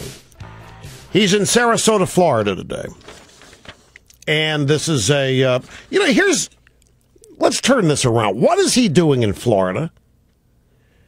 I mean, we've had 2 polling units pull out of Florida claiming it's over here. Romney's won it. What are they doing here? I mean, they ask, what the hell are you doing in Pennsylvania? What are you doing invading Obama's states? Anyway, he's here in Sarasota, a largely female audience. As they say in my business, I'm gonna give you the whole load today. Rachel, will women interpret that the way I think they will? Is that if you're in that audience, is that what you would think? Really? Well, who this is a very unfair question to ask, but who would want that in that crowd? I mean, you're in a crowd that plugs Biden up there, campaign rally, and he promises to give you the whole load. What do? Do you make a mad dash for the stage? Get in line? If Clinton said it, it'd be a different. Hey, hey, ladies, I'm here. I'll give you my whole load today, and they'd storm the stage if it was liberal women. To the phones we go, and we are going to start in Hoover, Alabama. It's Michelle. Great to have you on the program. Hello. Hi, Rush. It's an honor to talk to you for the 3rd time, so I'm going to try not to be nervous this time. No, you don't sound nervous at all. Okay, well, that's good. Couple questions for you. It's kind of a 2-part question. First, do you think that what Chris Christie is doing and how he's, basically campaigning with Obama today, if that hurts or helps Obama or hurts or helps Romney? And, the other point I wanted to ask you about is, in 2008 when Obama and McCain were campaigning and McCain suspended his campaign, and Obama came out and basically said, look, if you can't do both, as president, you got to be able to juggle both, then you don't, deserve to be president. And, well, he doesn't seem to be able to be juggling both. What Obama said in 2008 was when McCain suspended his campaign, went to Washington, Obama said, well, you go ahead. And it said what you said. You got to be able to juggle a bunch of things. I'm going to Florida. You know how to reach me if you need me. And it was at that point that if McCain had any chance, it vanished. Look, before I tell you about my thoughts on Christie, what do you think? You're the caller. You tell me what you think. Well, honestly, and you're probably going to think I'm crazy for thinking this, but in some ways, I would think it would help Romney because if, Chris Christie's a Republican, he's doing a good job running, the efforts there, and, my prayers and thoughts go out to all those people. And that they're going to say, okay, so the president's coming here to do his meet and greet and look at the ground, but can we now let our Republican governor get back to work to actually helping these people? That's what I think. All right. Let me ask you a question. What did you think of Chris Christie's Republican convention speech? You remember it? Did you see it? Oh, heavens, yes, I saw it. At first I kind of liked his boisterous, personality, but it really kind of seemed like, well, let me tell you about me, and it wasn't really about, well, how Mitt Romney would be good for this country. Yeah, it wasn't about that, was it? It wasn't about how good Romney was going to be, was it? No, not at all. Okay, now, do you remember what Christie said before the first debate? He said... Yes, I do. What'd he say? He basically said that this race is going to turn on a dime once Mitt Romney debates Obama. Right. And he's the only person in the country who thought that. If you go back, everybody was scared the first debate because Obama's the smooth talker. Obama's this guy that's going to mop the floor. And I thought, nobody thought what Christie thought. He was the only guy who said Romney is going to wipe the floor with Obama. Nobody else thought that. Now, why?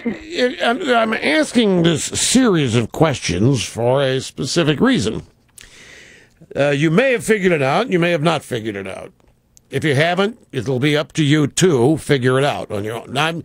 But when you sit there and you're the only guy saying that Romney's going to clean up, what are you doing? You are raising expectations. It was thought to be unfair what Christie did. Put all kinds of pressure on to mop the floor with the... Remember this, before the first debate, the conventional wisdom is that Obama is just the greatest speaker. I'm not talking about you and I. We know he's nothing without the prompter, but I'm talking about the population at large in the media. So Christie goes out there, raises these expectations to a point that nobody thought Romney could possibly do that. And what if Romney hadn't done that? What if Romney hadn't come through? Well, now, here we are. I'm just asking some questions. Here we are a week. We got 6 days before the election.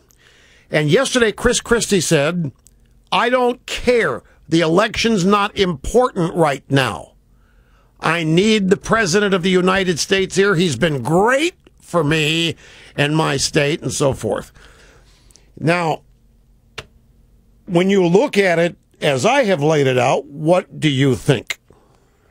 Well, I just don't think Chris Christie is, and then, there are things about him that I love and then things about him that I don't like. I just don't think that Chris Christie, being such a strong Romney supporter and advocate, especially during the primaries, out there with Romney, saying these things and putting the president up on, a pedestal, so to speak, I think maybe he's just saying, look, I need some federal money here and I need to get it as fast as I can, but ultimately, if I'm a person in the state of New Jersey, like I was a person here in Alabama when we had all those tornadoes, look. Okay. All right. Well, look, let me share with you an email that I have here. I had an email from this is another Rush 24/7 subscriber. In that's a private email address. You only get that email address if you're a subscriber to RushLimbaugh.com. And it's from William Gans. He said, oh, man, this is great. The narcissist in chief took the bait. Governor Christie baited Obama to come to New Jersey to survey the damage, and Obama is now wasting precious time in a state that he's going to win anyway. So Obama wastes time in New Jersey while Governor Christie's friend takes Ohio, Pennsylvania, Minnesota, and as an added bonus, Christie scores big Obama bucks for his state, which shores up his status as a good governor for the whole population of New Jersey. So this is a brilliant move by Christie. He asked Obama to come, and Obama said, sure. Although, who made this request? Do we know? We don't know who made the request. So this guy's assuming that Christie called Obama and said, hey, come in. And Obama said, okay, I'll be glad to. I'll be there. And so Obama landed just now. Air Force One just landed in the marsh. And they're going to get together. So this guy thinks that Obama's been rope-a-doped. They're together on Marine One right now. Okay, they're together on Marine One. They're flying to the devastation of one-percenters. People live on the shore. So Obama's going to go out. He's going to give money to the one-percenters. Because that's where most of the damage is, on the Jersey Shore. And Christie has said it's unthinkable. It's unbelievable, this devastation there. So that's one take. That this is a slick move by Governor Christie. Really smart. Gets Obama out of the White House. Gets him out there wasting time in a state he's going to win anyway. Christie gets the Obama bucks. New Jersey gets its help. The election isn't going to be moved. It's going to happen Tuesday. Of course, the opposite theory is, what the hell is Christie doing? He's giving Obama a chance to look presidential, clean up a state, look competent, look like cares and so forth. What's a Republican doing propping up Obama? That's the other take on this. How long with who before who gets fed up? Well, Snerdley's asking how long before the New Yorkers get fed up with how long it's going to take to restore things. Here's the thing is, nothing is going to get fixed by Election Day. Obama is not Superman. He can't go to New Jersey and get the water out of people's homes in the one-percenters' houses. He can't rebuild the 80 houses that went up in flames in Queens. 110 now. He can't rebuild. You know, Bob Turner's house was one of those. Bob Turner, congressman, Bob Turner was the chairman, CEO of multimedia. It was Bob Turner that put my TV show on the air. His house went up in flames due to the storm. Obama can't rebuild any of those. There's nothing he can do by Election Day. Bloomberg is, I don't even want you here. Bloomberg wants whatever credit that's going to accrue here.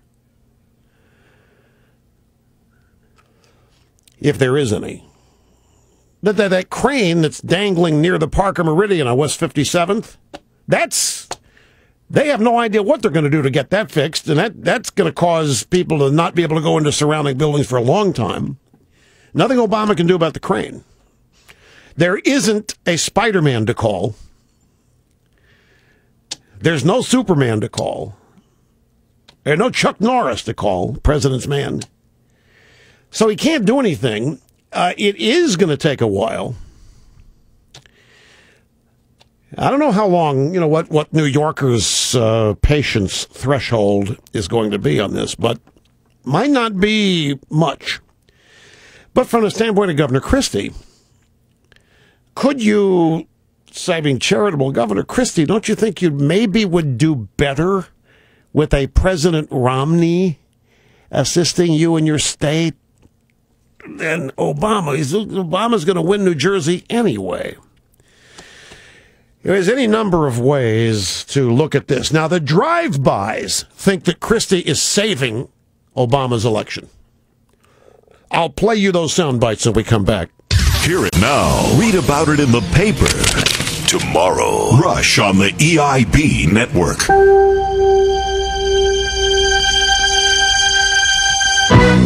According to a leading authority, when presented with a problem, 95% of Americans sit on their hands while only 5% do something about it. I thought we'd get a couple of things on the way to the party. Yeah, grab a shopping cart.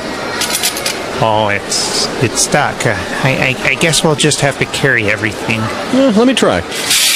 There, see? Don't be part of the problem. Be part of the solution. Boy, I'm thirsty. Do you want a soda? Yeah, sure. Oh, it didn't take my $1. Well, that's okay. I can wait. Try it again, like this.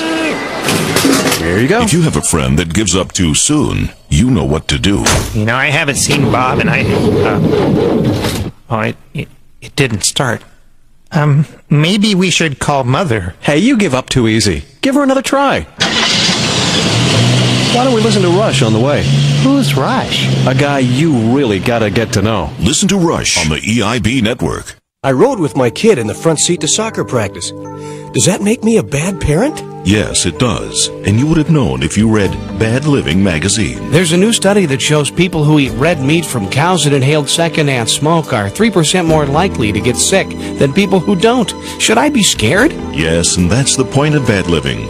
When you subscribe to Bad Living, you'll be reminded of all the ways you put yourself and those around you in danger every day.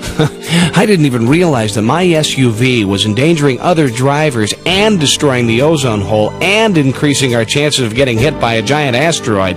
But since I subscribe to Bad Living, I'm afraid of almost everything, and I want everyone around me to be too. Call now and receive the bonus pamphlet, The Top 1,500 Things You Should Be Terrified About. I called, and I'm glad I did. The first issue told me how to get rid of all the sharp objects in my home. Call 1-800-PARANOID and receive our latest issue of Bad Living magazine, featuring 10 reasons you should be afraid to leave your home. Thanks, Bad Living. New at Club Gitmo, life skills training. So you can thrive on the outside when you leave our tropical retreat from Jihad. I love my life skills training classes.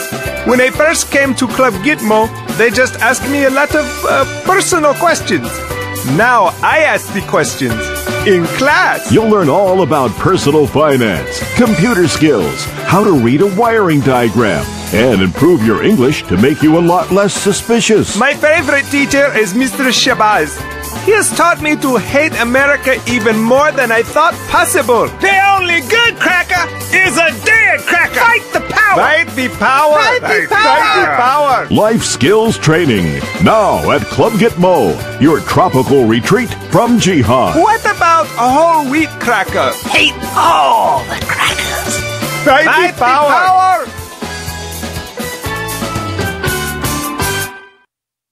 Ladies and gentlemen, a message to all our...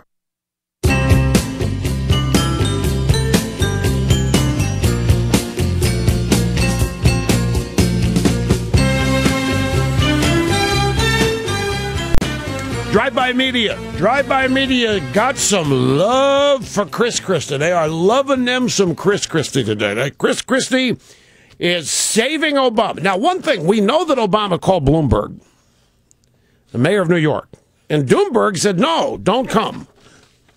Now, so therefore, we know that Obama was making phone calls. So is it possible? I'm just throwing it out there. Is it possible Obama called Christie and said, you want some money? You better let me come. Bloomberg ordered this, I can't come. So what if Obama called and wants to come and made money contingent on it? Christie wouldn't reveal that. Trying to be charitable here, folks. Trying to be charitable. There are obvious other explanations. Christie didn't want to wait till 2020 to run for president. There's a number of things that could be going on here. Let's listen to what the drive-bys think. This is yesterday, last night, and this morning, a montage of various drive-byers grasping at straws, suggesting here that the Messiah needs Chris Christie to save his bacon. President Obama will be in New Jersey meeting with the governor there, Chris Christie. 7 days to go now until Americans go to the polls. President Obama did draw praise from Chris Christie, New Jersey governor. Could a small thing like Chris Christie coming out with a very serious and significant endorsement of the president's handling of the storm tip the race? Chris Christie speaking honestly this morning.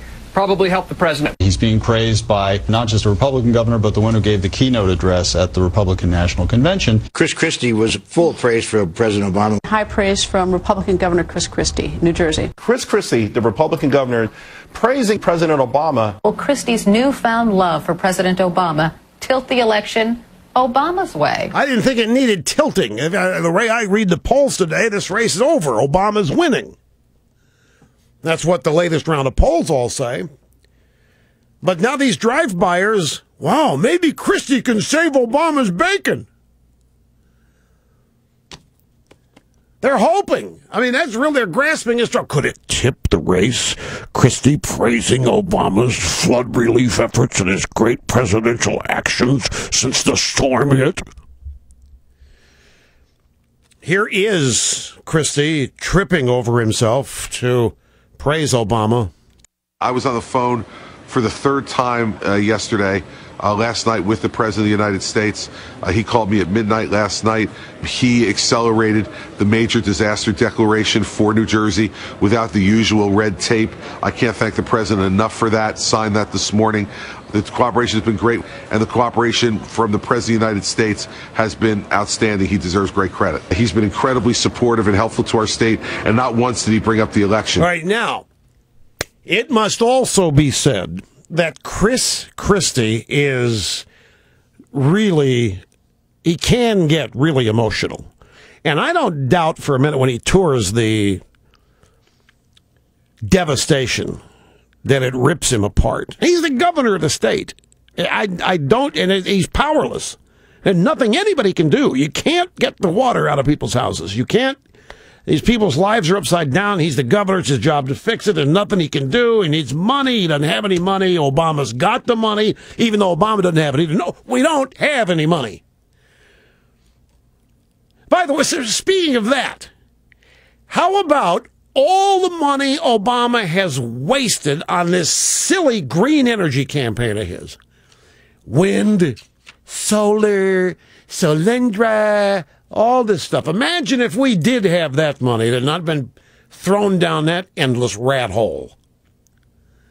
And where's all that new green energy helping out today? Where is it? Where are all those jobs? Where's all the new energy technology helping to solve the problems, the devastation?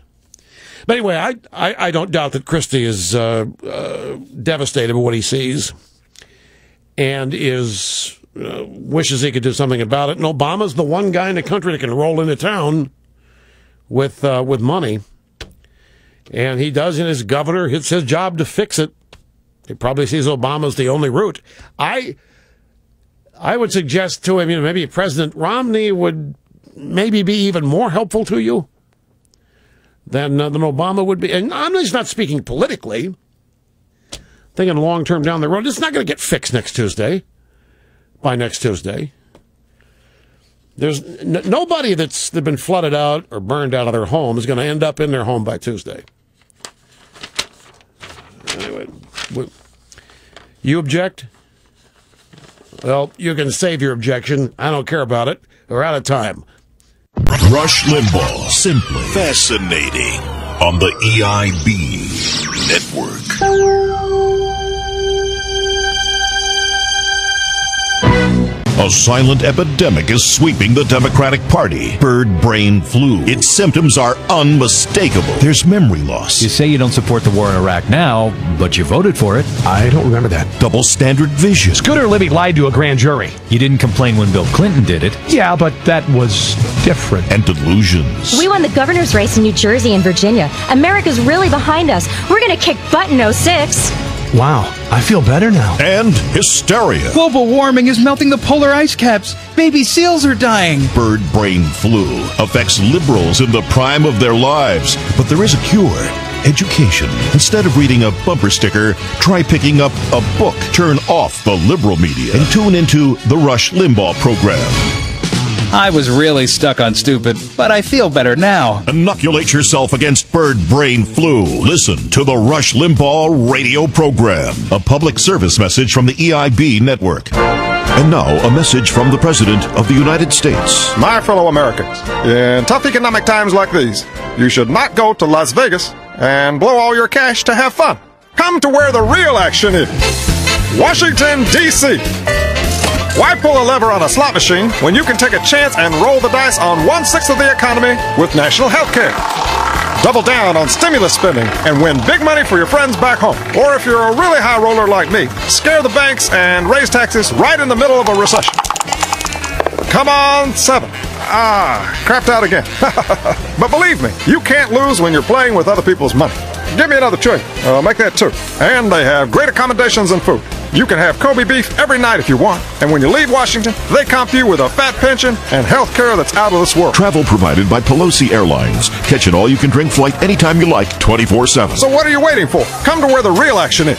Washington, D.C. And leave Las Vegas behind. Oh, it's so easy to love Dancer and Prancer, Donner and Blitzen, Vixen, and especially Rudolph. You know, Rudolph, the red-nosed reindeer. But what about the other side of the reindeer family? The caribou. The caribou get no cute song, no cuddly cartoons, no Christmas specials. The caribou, they have to fend for themselves in the frozen tundra, uncared for by the liberals. If the truth be known, it's the conservatives who love the caribou. It's the conservatives who care for the caribou, who want to see the caribou go forth and multiply. Conservatives for Caribou is a non-profit organization dedicated to increasing the caribou population. We can double, we can triple the caribou in the frozen tundra, but we need your help, not your money, your support. It'll take a pipeline to double the caribou population. Conservatives for Caribou want that pipeline. Daschle Democrats don't. Call Tom Daschle. Tell him to drop the petty politics. Let the caribou go forth and multiply. Support Anwar for the caribou. And now a message from the National Institute.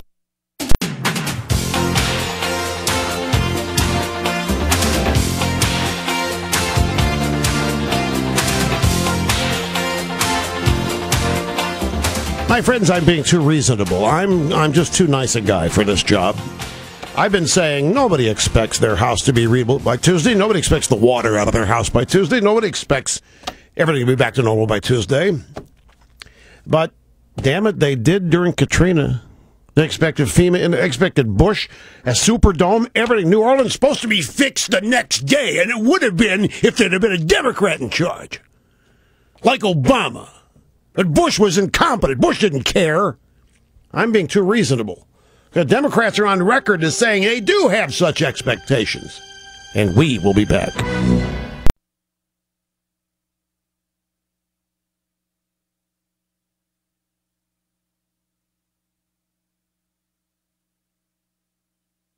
Attention EIP affiliates. Stand by for the Rush Limbaugh promo feed. Copyright 2012. EIP Network. Start all recording devices in 3, 2, 1. Now. Rush Limbaugh. If you understand, if you can just come to grips with who liberals are, the rest is easy. It's the Rush Limbaugh radio program. It's easy. And everything makes sense once you come to grips with, once you have the maturity to admit what and who liberals are. But the more people who continue to remain in the dark, the better for me. You can't enlighten people who already know.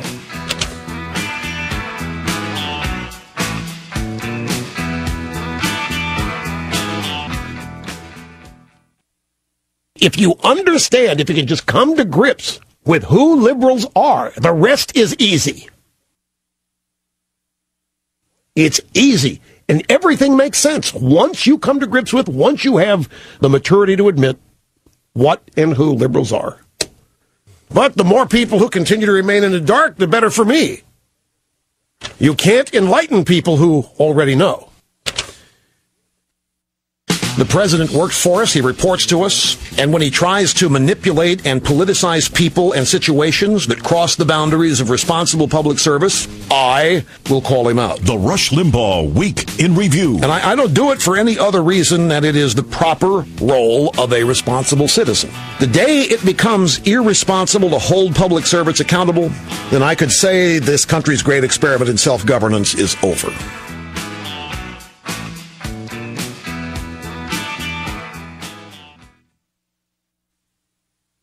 It's the radio show with the most fun, the most informative, the most educational, the most penetrating. But wait, there's more. The most provocative.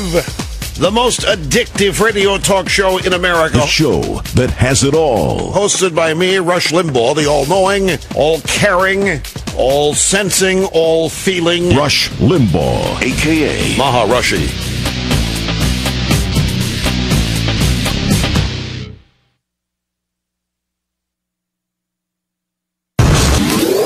This concludes the promo feed. Production directors everywhere. Be with us next time as we make your life easier on the EIB network. Mitt Romney may have a jobs plan, but only President Obama has a plan for jobs. America, 2 weeks before the election, we heard you loud and clear. And I now realize that things are not going as well as Joe Biden says they are. So I propose a new economic patriotism in my just-released, best-selling booklet, A Plan for Jobs and Middle-Class Security. After 4 long years, I think it's time to revive manufacturing in America, like Mitt Romney. Focus on energy that's made in America, like Mitt Romney. Cut the deficit, like Mitt Romney, and put you in charge of your health care. No, not really. I was just kidding. And save Social Security and Medicare with sensible spending cuts and increased revenues. Sort of like Paul Ryan, but better. The Obama Plan for Jobs and Middle-Class Security. The ultimate October surprise that's sure to be a New York Times #1 bestseller and Grammy Award-winning booklet. Just in time for the 2012 election, All the President's Girlfriend, the new composite classic audio romance novel from America's heartthrob storyteller, Barack Hussein Obama. The night we met, I used my standard pickup line. I'll bet you can't guess where I'm from. You'll be fainting every time you hear about his new conquest. The next morning, she rolled over and told me I was awesome and interesting, and that she wanted to stay with me forever because she loved me more than life itself.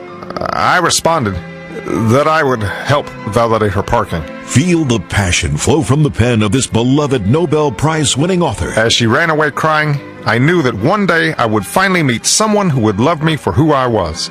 And then, just leave me the hell alone. All the President's Girlfriend, a composite classic audio romance novel, available now in the fiction section, where fine audiobooks are sold. And now, Jesse and Al, the Justice Brothers, share an awkward moment together as a gay ex-employee protests Reverend Jackson outside. This fight is for the rights of workers. When we fight, we win. This makes me very uncomfortable. The people united will never be defeated. The people united will never be defeated. Nobody would join him. I am somebody. Say it with me. I am. Somebody. I am. Somebody. He isn't anybody. He's a pest. Hey, hey, ho, ho. Jesse Jackson hates homos. That's my rhyme. He stole my rhyme. Sit down, Jesse, and take it like a man. But he's humiliating me publicly. And that makes you angry. And I'm afraid. And fearful. I feel like I should go out and settle this before it gets out of hand, before it ruins my reputation. I feel desperate. I feel... You should just calm down and feel proud, because you know he had the best teacher in the world. You. Oh, so I should just ignore him? Hell no! Pay him off before the sun goes down, then we can go pick out some wallpaper for this room to brighten it up a bit. Oh, that is so gay. Watch yourself, Reverend, before I switch sides. Jesse and Al, the Justice Brothers, making that rainbow flag together. I never said I'd do that. Yeah, but you will. Sew this pink triangle on there. Look, no, that's a bridge too far.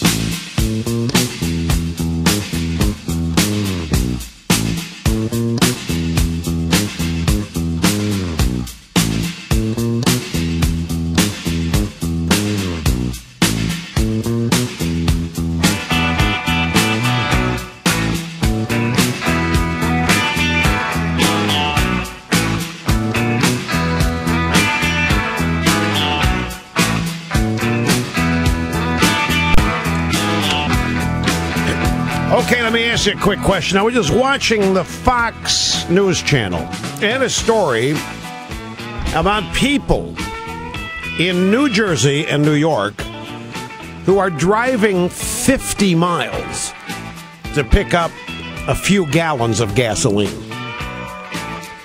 And the picture showed a long line of people standing in line with little gas cans to fill up, to take back to wherever. There was not a line of automobiles. It was a line of people standing in line. Now, my question to you is this. Those people standing in line for a gallon or two of gasoline. I'm an open-ended question. I'm not leading you. I don't have a conclusion here in my mind that I'm trying to lead you to. I'm just asking the question for you to think about. Are those people, to the extent thinking about the election, are thinking, well, this is really cool, I'm voting Obama? Or do you want to change when you're in a situation, when you're standing in line and you got I don't know what they are, 2.5, 5 gallon can, and you're waiting to put gasoline in it. Your house, maybe you can't get to it. Maybe you don't have it anymore. It's flooded. What are you thinking? In terms of, if you're thinking about the election, oh boy, really, this is cool. I'm going to vote for what's happening now. I'm going to vote for the status quo. Are you thinking, you know what? This has got to change because this isn't any different, really. Greetings and welcome back, Rush Limbaugh, 800-282-2882. The simple fact of the matter is, and I think it's a good analogy, by the way, is I've been a little bit too reasonable here. I've been pointing out, as far as Obama being helped by this, because there's all kinds of fear that he's being helped by it. Helped by this storm. How?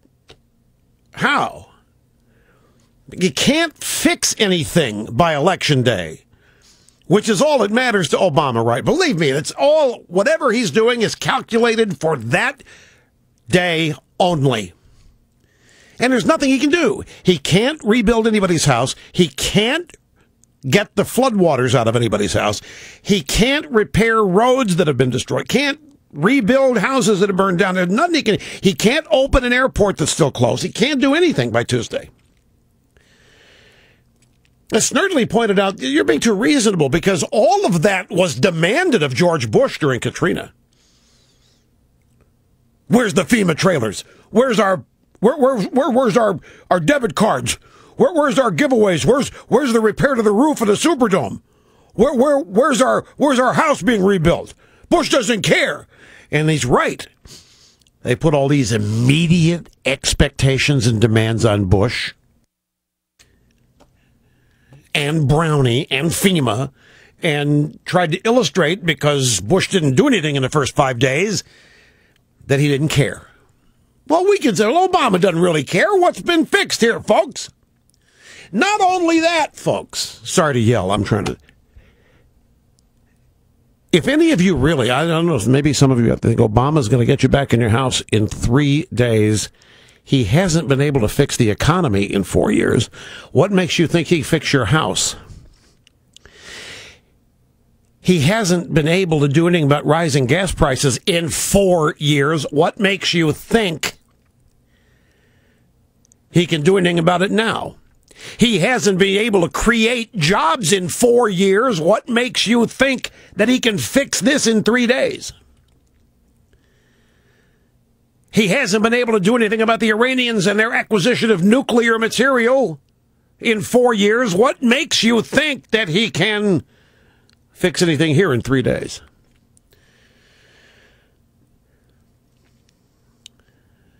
You can't fix New Jersey anyway. You can't fix New Jersey. Not just this, you can't fix that state. It's perpetually unfixable. But my point is, there are people that have these expectations. I don't know if there's still any left, but I'd say if this storm had happened the first 6 months of Obama's term, they would have expected this. I mean, federal teams would have been there already. Checks would have been written. People buy new houses. This is what they thought Obama was going to be able to do, and I don't think anybody thinks that anymore. But for all of you who think this is going to help Obama, he hadn't been able to help the economy in 4 years. Why is this going to help him?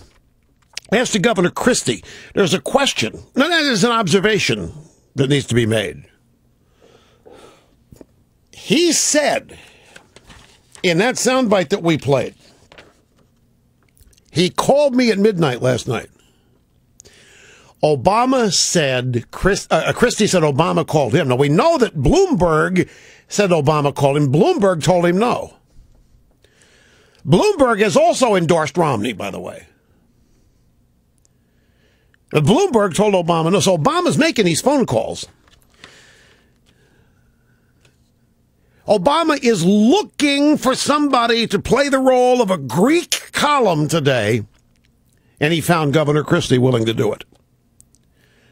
Now let's examine the rest of this tri-state area. Has Mayor Bloomberg requested time and assistance from Obama? Nope.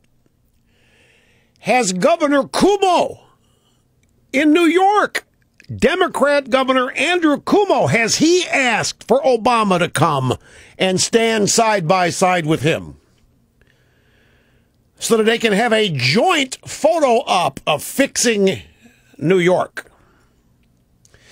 Have either of them spoken of Obama the way Christie has? They haven't? I didn't think so, because I haven't heard it. I haven't heard Cuomo, sorry, Jesse Jackson pronounced it Cuomo. I have not heard Andrew Cuomo praising Obama. I haven't heard Bloomberg praising Obama. I haven't heard, there's Governor of Virginia, McConnell. I haven't heard him, McDonnell. Governor Connecticut. I haven't heard of Governor Connecticut praising Obama. Haven't heard of Governor West Virginia praising Obama. I haven't heard of Governor of Ohio praising Obama. Tennessee got hit. I haven't heard of Governor of Tennessee praising Obama. Hey, Bill Haslam, he's a Republican. Well, so's Christie. What am I talking?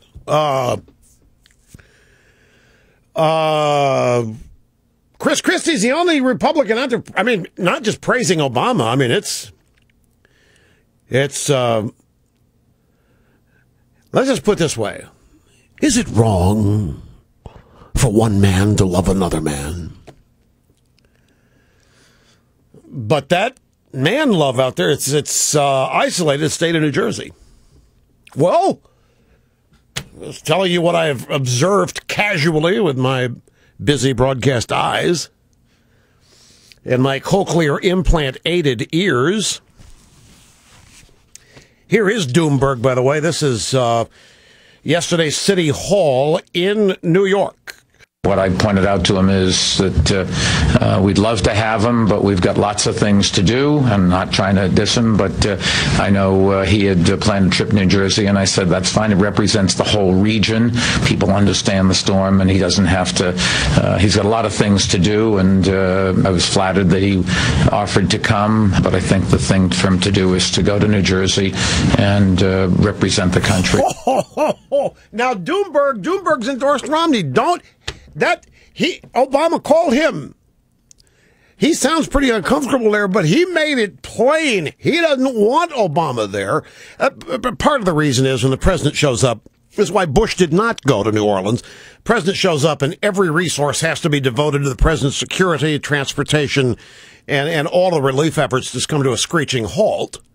And Bloomberg says, I don't want to give this guy a photo op. But Christie has said, not only am I going to give him a photo op, I'm going to be in it. And here's Bloomberg. Let him go to New Jersey and represent the country. I don't care about it. I'm not on the ballot. I've endorsed Romney. I'm not going to do anything to help Obama. That's what Bloomberg is saying. But then you've got, again, Governor Cuomo. I guarantee you Obama called him, too. If he's calling these guys, he's calling Cuomo. See, Obama knows he's got to get out of the White House. He doesn't win this staying in the White House with photos out of the Situation Room. He probably called Christie thinking there's no way. And he's sitting on the phone. Hello, Governor. Barack Obama. He puts the phone down expecting Christie to start shouting at him.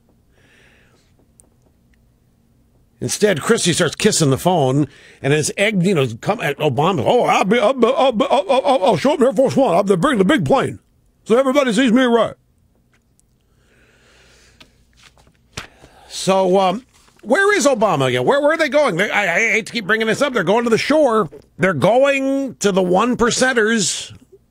It's wealthier people that have the means to live on the ocean, to live on the water. Let's go back.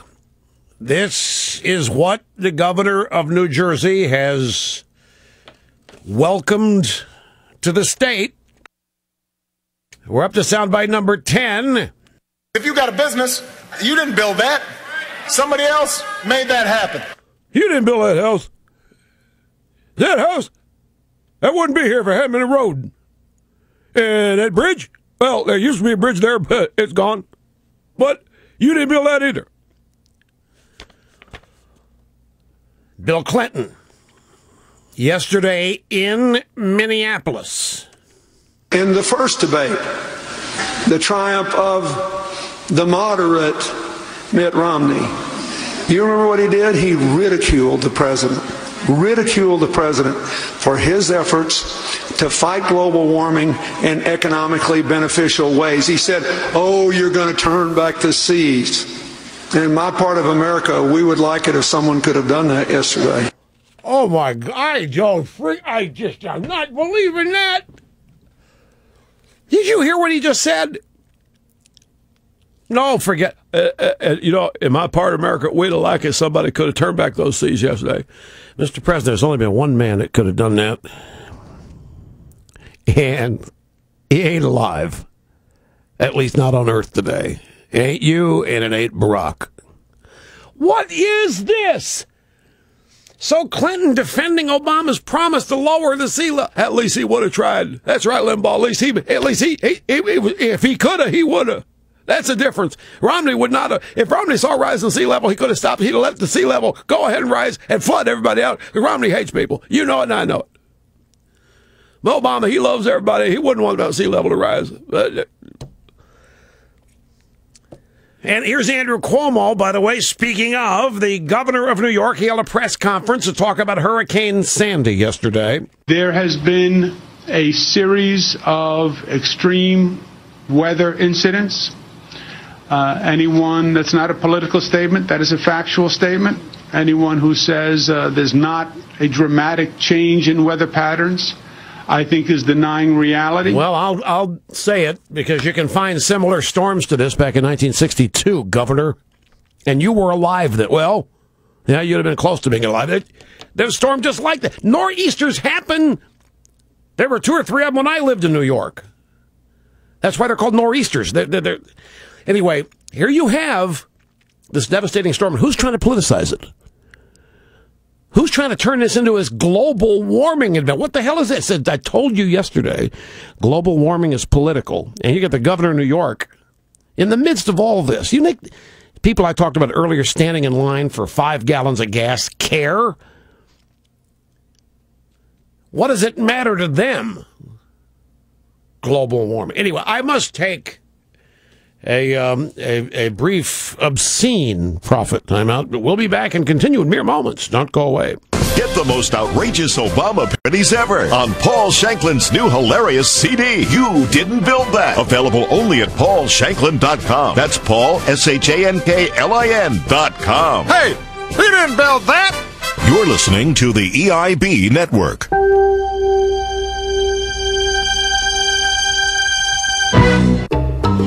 For centuries, third world women have known the secrets of washing their clothes with materials that are close at hand. The Jupiter 3000 embraces this technology and uses only a half of a cup of water per load. The new Jupiter 3000 from General Eclectic. So, like, how does it work? Simply put 50 pounds of small pebbles into this hopper.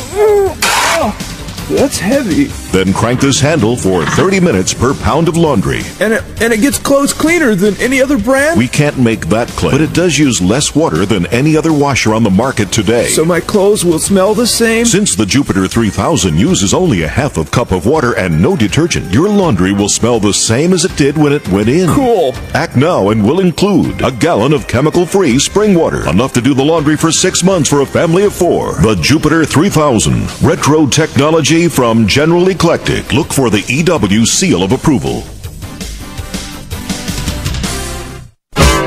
If you got a hankering for something a little bit on the wild side for dinner tonight, then you need to check out Girth Cafeteria. Girth Cafeteria, where you choose your favorite critter from our tank. Let us serve it up any way you like it. Then, while you enjoy your meal, we'll fashion its pelt into any one of a number of designer items. You might try our delicious raccoon-a-roni, or how about a nice hot bowl of chin chili? I just had the muskrat. Delicious. And I got this great pair of gloves. My kids and I had the turtellini. Got an entire set of neat salad bowls. And if you like your critter really fresh, you might try our convenient drive-thru. It's all right, honey. Just eat around the tire track. And the kids are sure to love Girth Cafeteria. Hey, Billy, how's that possum? Awesome. Girth Cafeteria. You choose it, we kill it. You wear it home. Next to the animal shelter on Highway 92. If you're looking for the real south of the border experience, then sneak into Los Aligalos and place your order today. Welcome to Los Aligalos. Can I take your order? Yes, I want free health care, a job, I want to protest in the streets, and I want the entire Southwest U.S. returned to its rightful owner, Mexico.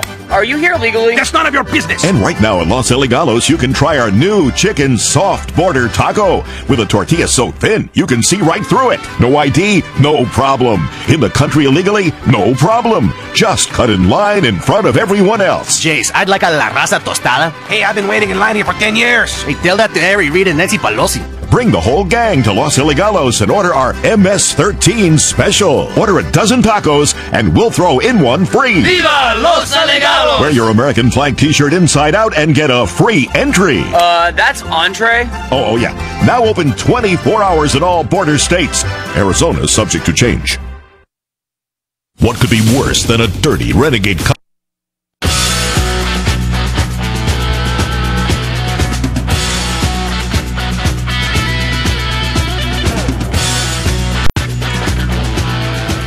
Okay, back to the phones. And Joe in Ocean City, New Jersey. Great to have you on the EIB network. Hello.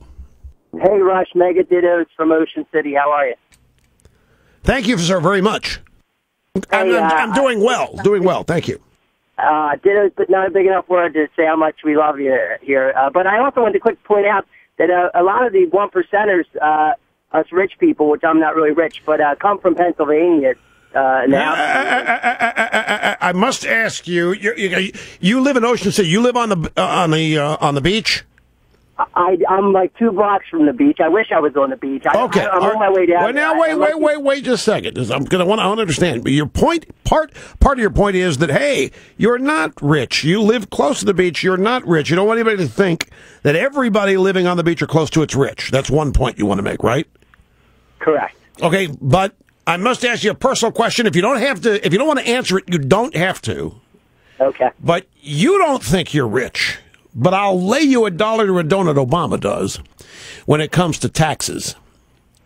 Does your house cost more than $200,000? Yeah. Oh, well, you're rich, bud.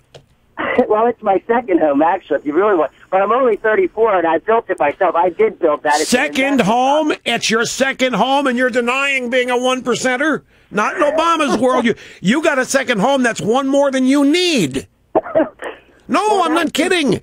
I know. Well, that was going to be my point. I was going to say Obama doesn't care about rich people, just like that guy, Cayenne Powder West, or whatever, who was saying when he was saying about Bush, you know. I think it's ironic that Obama's touring the coast of rich people, but it's not really rich people. And I think Christie, to his thing, I mean, I'm kind of not happy with Christie either, having voted for him the way he's rolling out the red carpet. But I think he's sort of a lawyer too, like kind of government guy himself in his own right. You know, I mean, I voted for Doug Forrester in the primary, and I've been happy with Christie, but you know, I don't know. I'm not going to totally throw him under the bus yet. I think he's honestly just trying to get the most money for his state, which us capitalists can't understand how this politics thing works, where you just beg. No, I think he's just happy that government's actually. But look, there's no other governor saying the things about Obama that Christie is. 1 week before the election. Look, there are just certain things here that you cannot ignore, and with credibility, you just can't gloss over. Cuomo's not saying this about Obama. Bloomberg isn't. No other governor is. Democrat or Republican. No other governor is. Now, I will allow that Christie's emotional, devastated by what's happened to his state. But isn't one of the things wrong here that the first move anybody thinks needs to be made is turning to Washington in a disaster? Isn't that, in fact, one of the things this election's about?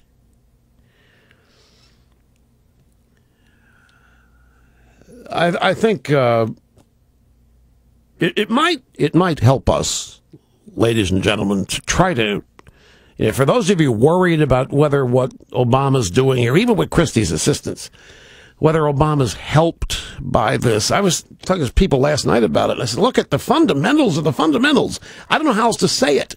Obama hadn't fixed the economy in 4 years, and people are riled up about that. This enthusiasm for Romney is based on two things.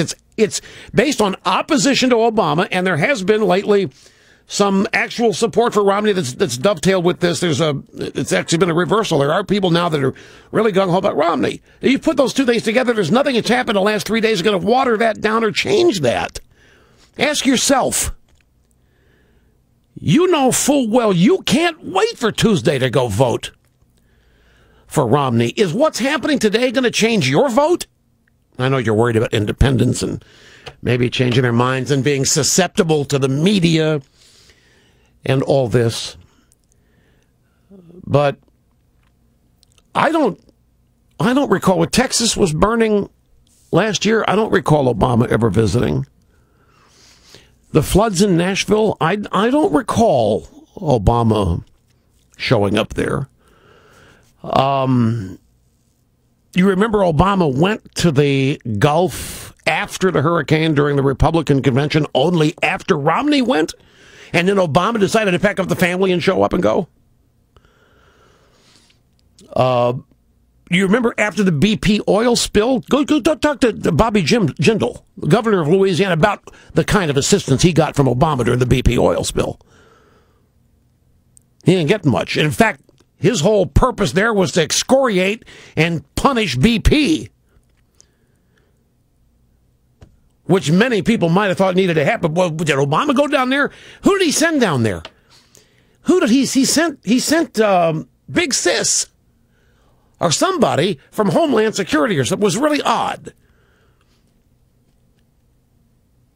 But what really ticked off Obama was when Jindal went public with his criticism of how little Obama was doing. That's what ticked Obama off. This is all politics. Everything with Obama is pure all politics. He made that call to Christie and to Bloomberg and probably who knows who else, hoping against hope that somebody give him a stage, and lo and behold, Christie has. Because he knows sitting in the White House with photos, Situation Room, when he didn't do anything at Benghazi, isn't the answer. From Capitol Records, Fritz Hollings. There's corruption everywhere out there. And James Carville. That's right. Corruption at the highest level. Too much corrupting going on out there. Dueling Bozos. We all know what's causing it. Hollings and Carville together for the first time. So much corrupting going on there, it's even corrupted me. Singing the only tune they know. Yeah, everybody's guilty. I mean, come on. Nothing we can do about it no matter where we go. We go to breakfast, we go to Wednesday afternoon square dances. We need to change the law. I never even knew the word exacerbate until I came to Washington. I went down to that barbecue. Wasn't that in the Star Report? Why was LBJ here? Who the hell cares anymore anyway? All I know is that it was corrupt then and it's exacerbating now. Yeah, all they're out there doing is talking about Buddhist monks. They found this woman guilty. Guilty of what? So what are you doing about it? So what am I doing? I'm trying to pass a constitutional amendment to make sure that nobody can give any money to politicians. Especially politicians that fly the confetti flag. I flew that flag, I flew it proudly. That as far as I'm concerned, George Bush is the one that explained it. That's how out of whack it is. It's so corrupt, so exacerbating that a breach truck had to bring in a pork loin barbecue with a bunch of contributors nobody who's ever met. Until we get going, clean, fine gold. Nothing's gonna get Dueling Bozos. Available wherever this record is sold. Now, an important announcement from whitehouse.shove. Because of the success of our online comparative policy biographies of past presidents and me, millions have marveled at the fact that Franklin D. Roosevelt's D-Day decision was almost as important as my decision to get bin Laden. And now, we're adding a new interactive feature, the Build-A-Berry Composite Biography. With the Build-A-Berry Composite Biography, you can try to fill in the blanks about America's 44th president, like his college grade average, A plus, triple A, his early work experience, Oracle, origami, organizer, his place of birth, Kansas, Kentucky, Kenya, and his most influential role model, Mao Zedong, Mao's wife. No, make that Ronald Reagan. The Build-A-Berry Composite Biography, only at whitehouse.shove. Now, the EIB Network takes you behind the scenes with House Ways and Means Chairman Charlie Rangel. Today, Charlie visits with his new forensic accountant. So, as a professional, what do you think, Mr. Peabody? Well, based on the files that you sent over, 2 complete years of data are missing. And these income figures are blacked out for 2001, 03, 04, 05, and 07. Yeah, well, I told you she was a terrible accountant. Just do the best you can with what you have, okay? Oh, there's no need to worry. Oh, you're my kind of guy. As a forensic accountant, I will be able to retrieve all these missing facts and figures through bank records, receipts, and accurately account for every transaction. What? Every penny. What? I'll bring potential problems to the surface so you can feel at peace knowing that Feel at peace? I want this whole thing to rest in peace. I wanted you to bury it underneath, like Hoffa in the end zone at the Meadowlands. No. I don't speak Spanish. No habla. I don't understand the word you're saying. I can't even hear what you're saying. La la la la la la la la la la la. Start spreading the news. I'm leaving today. Mr. Rangel, don't leave. Taxes are a responsibility we all must face. Join us next time when we once again go behind the scenes with Chairman Charlie Rangel in his continuing quest for a new accountant.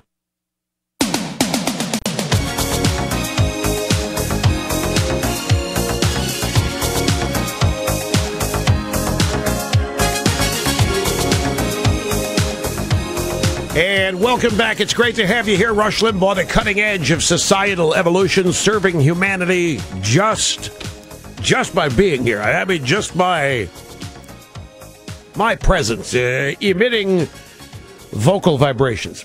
I want to try to explain to you in a little different way why this whole Sandy business, I don't think, has anything to do with what this election's about, except as a microcosm in one way. And it's I said to people last night, and I've tried today too, when I talk about fundamentals, there's a reason why Obama doesn't have any momentum. There's a reason why the momentum's all wrong. There's a reason why Obama is flailing. He's been a lousy president. People wonder, well, what can we do here, Russia, in 3 days of Hurricane Sandy? We're going to Obama. He can't do anything. He hasn't been able to do anything about unemployment for 4 years, folks. He hasn't been able to do anything about the economy in 4 years. He hasn't been able to do anything about gas prices in 4 years, except make it worse. He has not been a good president, and there's nothing that can happen in these 3 days that changes that. There's nothing that can happen here. I don't know, you want to say, well, it can make it look like he feels or he cares. That people know that, or think that anyway. As for, well, it gives him a chance to look presidential. He's supposed to. He is president. He's not going to get points for looking presidential. There's the reasons Obama's in trouble are too deep. They aren't shallow. In fact, this whole Sandy and its aftermath is, you could almost portray it as a microcosm of why Obama's in trouble. New Jersey and Queens and all that, they're going to be rebuilt. But not because of a president. Not even because of a governor. They're going to be rebuilt not because of any politician. These areas are going to be rebuilt because of people. The people who make the country work. Local communities. Neighbors helping neighbors, churches, you name it. Individuals and families will pick themselves up. They won't wait around. There are not very many people in places in this country or people to wait around for the government, but New Orleans was one of them. Well, that's what liberalism does to people. They wait. They don't take charge of their own lives. This is not going to happen here. This disaster illustrates what a president cannot do. This disaster illustrates what a government cannot do. And to me, that's what this election is all about. Government's become way too big, way too important, way too big a factor. Way too many people have shucked their own responsibility. They've set aside their own ambition and ability in exchange for government coming along and doing something to help. Way too many people in that circumstance. And it's a disservice to those people that they think that they've been led down that path. Churches, synagogues, other faith-based organizations, local communities, people, families, that's what's... And by the way, the private sector profit motive is going to play a large factor in stuff getting rebuilt. Don't think that it won't. There are insurance companies. New Jersey's going to get rebuilt, just like San Francisco rebuilt after the earthquake, and just like any other community has after a hurricane. The area is going to get rebuilt. Queens, all these areas, they're going to get rebuilt because that's what Americans do. It's what Americans have always done. Politicians come and go. Communities, neighborhoods, cultures are permanent. Obama can't wave a magic wand. There isn't one. He can't do anything, not substantively, to fix this. And nor can Christie, and nor can Bloomberg. It's not how it's going to happen. The fix for this. And it doesn't serve any purpose to run around like Governor Cuomo's doing and blame it on global warming to try to further another plank of liberalism and politics.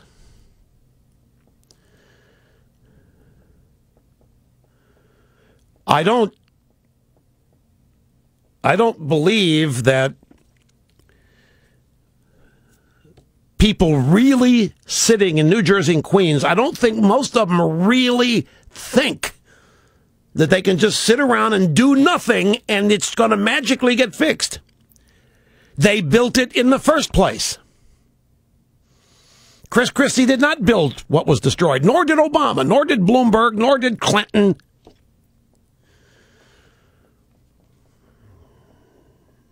And just like the people, in fact, after the BP oil spill, what did Obama do? He put a moratorium on drilling for oil and further hammered the region. If you want to talk about what he did for the Gulf, he handcuffed them even more.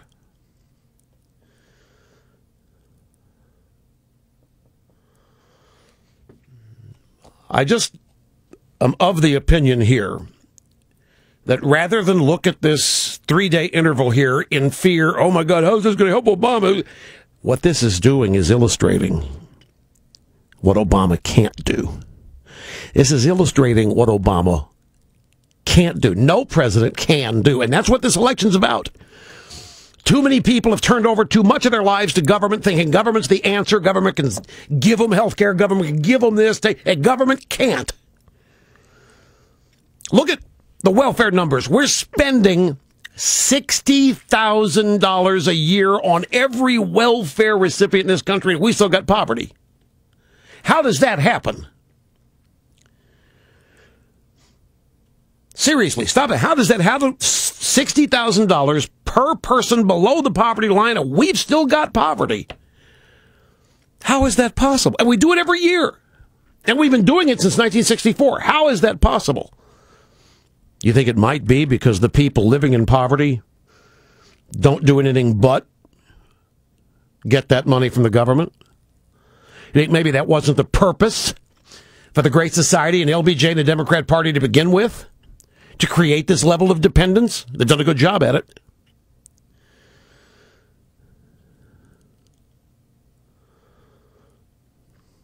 I just think we got a great lesson here to teach everybody.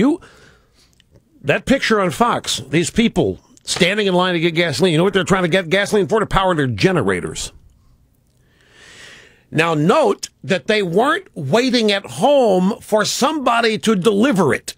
They knew that if they wanted that generator up and running now, they were going to have to go get the fuel because there isn't any fuel going to be delivered. Obama can't make it happen.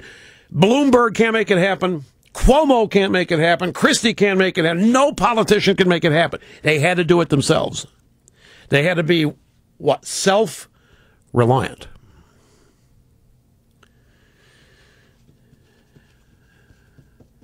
How many disasters have we had since Obama's been president? I mean, natural acts of God disasters.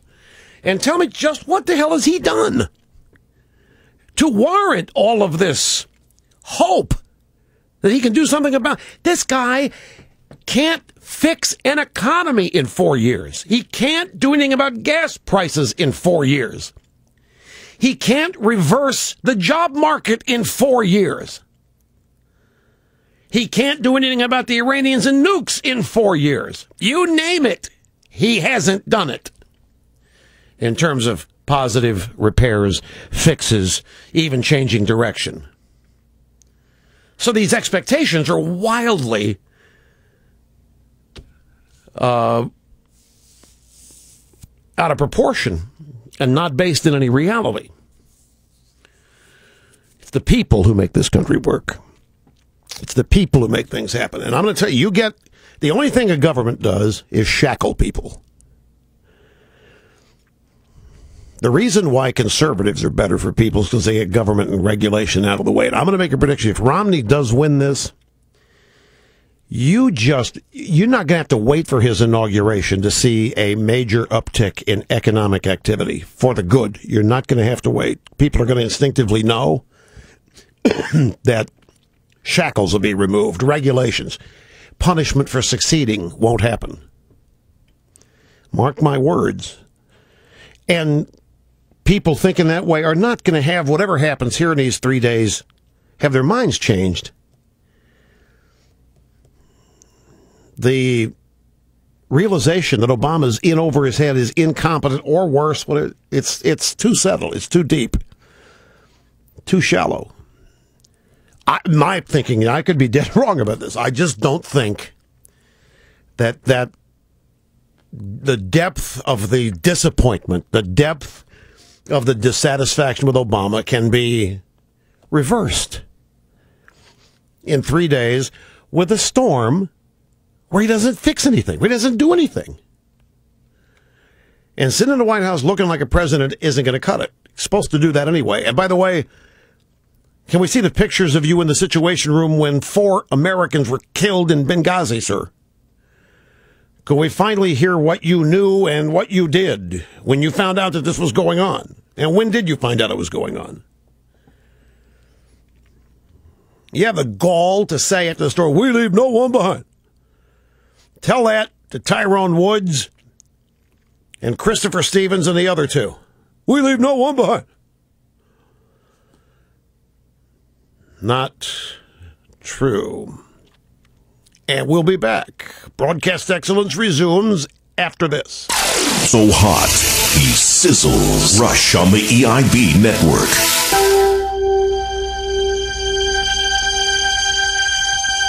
Now, an urgent message from Albert Gore Jr. My fellow environmentalist, recently my purchase of carbon credits from a company I own to offset my personal carbon footprint has caused some to question my true beliefs in the cause of global warming. Rest assured that any profits from the credits I purchase to offset my energy use will be used toward the purchase of more energy, which will require me to purchase even more carbon credits. My computer models have shown this synergistic approach will cool the Earth 0.65 degrees by the year 2068. But to do it even faster, I need your help. To help cool the Earth even faster, send a donation to the Albert Gore Jr. Utility Fund today and help Al purchase even more energy and more credits. It's like the circle of life. Are you looking for a totally healthy choice in fast food? Then drive into the all-new Bun and Run. Welcome to Bun and Run. May I take your order, please? Yeah, I want a double with cheese, chili, and onion. We don't have that, sir. What about chicken nuggets? No. Sausage nuggets? Bacon nuggets? We don't have them. And ordering is simple at Bun and Run. We serve nothing but the finest whole grain buns with nothing inside. Hello, I'm Sidney Klopp, founder of Bun and Run. My lawyer said this concept would limit our liability. I hope you enjoy my buns. So for a healthy, satisfying meal, try our new Bun and Run today. Okay, I'll just have the bun and some mayo. We don't serve mayonnaise. At Bun and Run, we serve just the bun with no unhealthy fillers. And you can have it your way, toasted or untoasted. Bun and Run, the healthiest fast food on the planet. Nothing but the bun. Bun and Run. Franchises available. Hey, Bob. Cute car. Yeah, it's my new 2014 Ford Excuse 4x4, limited edition. The first 4x4 to meet the new mileage standard, 37 miles to the gallon. Ooh, limited edition. Yeah, they only made 3 this year to keep up with the demand. Kind of small, don't you think? Well, yeah, but it does get 37 miles to the gallon. Hey, careful, don't lean on it too hard. The sheet metal's kind of thin. Ooh, sorry. Let's go for a ride. Kind of tight in here. Yeah, but my Ford Excuse gets... Well, I know, 37 miles to the gallon. What is that? The optional Briggs & Stratton V2 engine. Only 12 horsepower, but it does get... I know. 37 miles per gallon. Can you tow anything? No. Carry any cargo? Well, but it does get 37 miles per gallon. You want to go for a drive around the block? Oh, I don't know. What time is it? 3 o'clock. Will we be back in time for dinner? Good question. The 2014 Ford Excuse 4x4. The future is coming. Now a message from President Barack Obama about today's ATF. My fellow Americans, in the past, the ATF just regulated the sale of alcohol, tobacco, and firearms. Pretty boring. But under my administration, we've expanded their mandate to boost the nation's economy with cool new programs like Operation Fast and Furious, where we sold over 2,500 illegal firearms on the Mexican border in record time. Operation Blackout. To help sell new cars, we gave away free cases of liquor to anyone buying a government motors car with a DUI conviction and a suspended license. And Operation Puff More. We need a new generation of smokers to pay taxes. So we rewarded Atlanta school children for their good grades with a carton of smokes. Today's modern Bureau of Alcohol, Tobacco, and Firearms. Who knows what they'll do next? Holder, put that bottle down and leave that alone.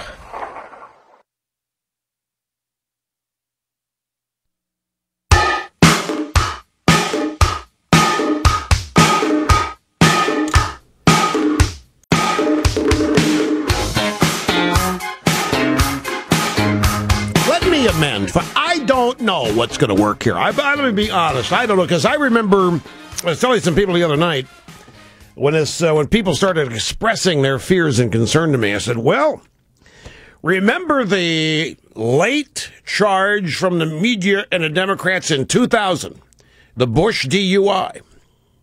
That nearly cost Bush the election. And that happened late. I mean, in the last 3 or 4 days. What is undeniable here is that Obama was flying around all over the country doing these campaign appearances, and it wasn't working. So now this is the strategy. Sit around in the White House during a disaster to look presidential and go out there with Christie. That's the latest strategery.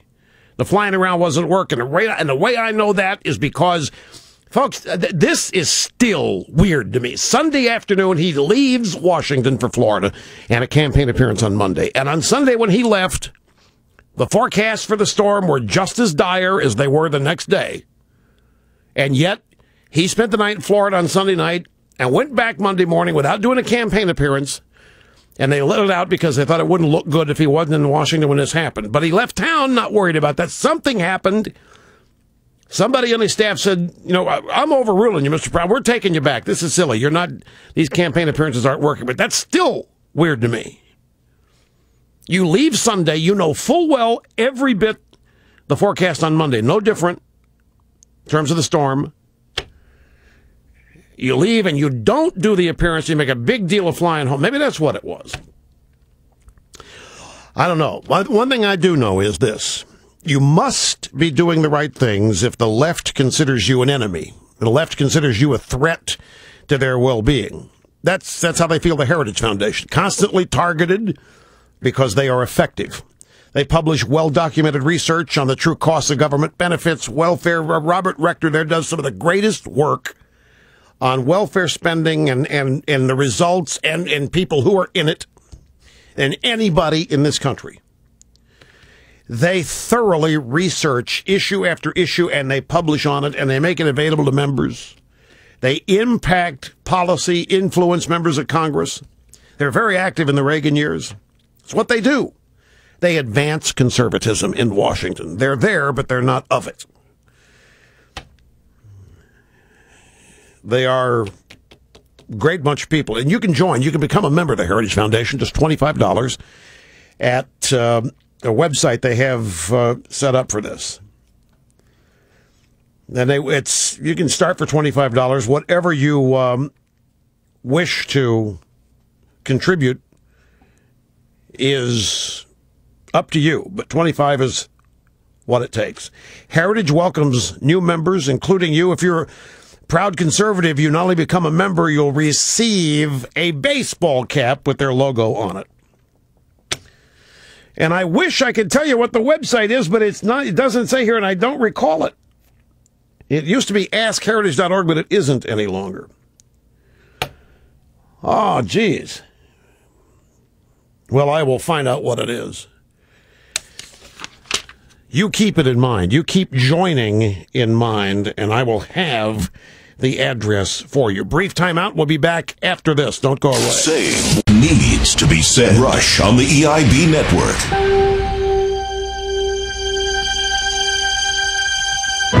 Most Americans don't realize that kids are a real drag on the economy, and that's why Nancy Pelosi, as part of the Obama stimulus package, is releasing her new DVD, Don't Do It, with helpful advice from Nancy about contraception for young adults. After you have applied the glue and the staples, take the condom and apply it to the cucumber gently like this.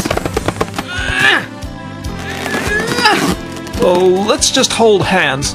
Okay. As part of the recovery package, the Don't Do It DVD will be required viewing in fertility clinics nationwide. Motherhood is a wonderful thing, but are you sure you want to bring another child into this world during a recession?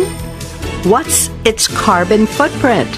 Remember, if your child eats, somewhere another child goes hungry. When Nancy's Don't Do It DVD is broadcast nightly across the country, it'll be guaranteed to give everyone a headache and couples more cash to stimulate the economy. Oh no, she's pole dancing again. Let's just go to the mall. Okay.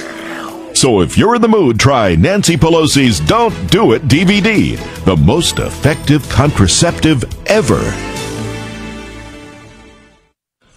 Do you have trouble being taken seriously? How did you know? Do you long for that certain special something lacking in your voice? Uh-huh. Do you want to make your average thoughts and ideas seem powerful and gifted? Yeah. Well, now you can have that confident, authoritative, God-like sound wherever you go with the Obamatron Verberator Pro. The Obamatron Verberator Pro is the only portable reverberation device personally endorsed by Barack Obama because it's so simple to use. Just implant the tiny sensor. Wait. And you can set your Verberator Pro for any occasion. Choose from Stately. Wow, that is different. I feel so presidential. I come before you today to ask you for one of those tiny umbrellas for my drink. Kenyon. Hello! Hello! Hello! Hello! And for large egos, Der Führermeister. I have led the accounting department to new and greater heights. This holiday season, give the gift that no one can forget, the Obamatron Verberator Pro. The Verberator Pro is not for everybody on your list. Some enchanted evening, you will see a stranger. And may become annoying after a short period of time. Looking good, huh? I'm talking about me. Now a message in the public interest about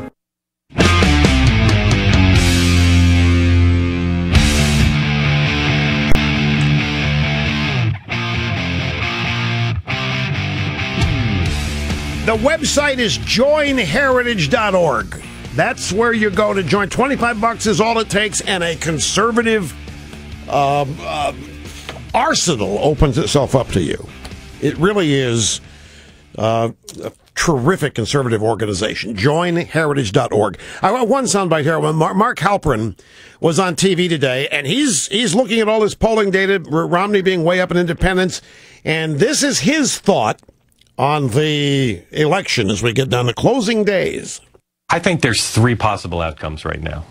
Close Obama win, close Romney win, or big Romney win. And if you talk to some Republicans, both connected to the campaign and one step away from the center of the campaign, they're starting to talk about the possibility. And you see in the Republicans' movement into Pennsylvania, Minnesota, and perhaps Michigan, the possibility that they're not just trying to hedge their bets or trying to expand the map out of desperation, but a real belief that this thing could be bigger. There's an Oregon poll, for instance, that shows the race somewhat close. Yes. Certainly closer than the president won by 4 years ago. That's right. I've been mentioning Oregon for 2 weeks here, and it finally showed up yet. So you got three things that can happen. A narrow Obama win, a narrow Romney win, or a huge Romney win, but not a huge Obama win. So 2 out of the 3 things that happen could be bad, the way Halpern looks at it. We'll see you tomorrow, folks. Adios.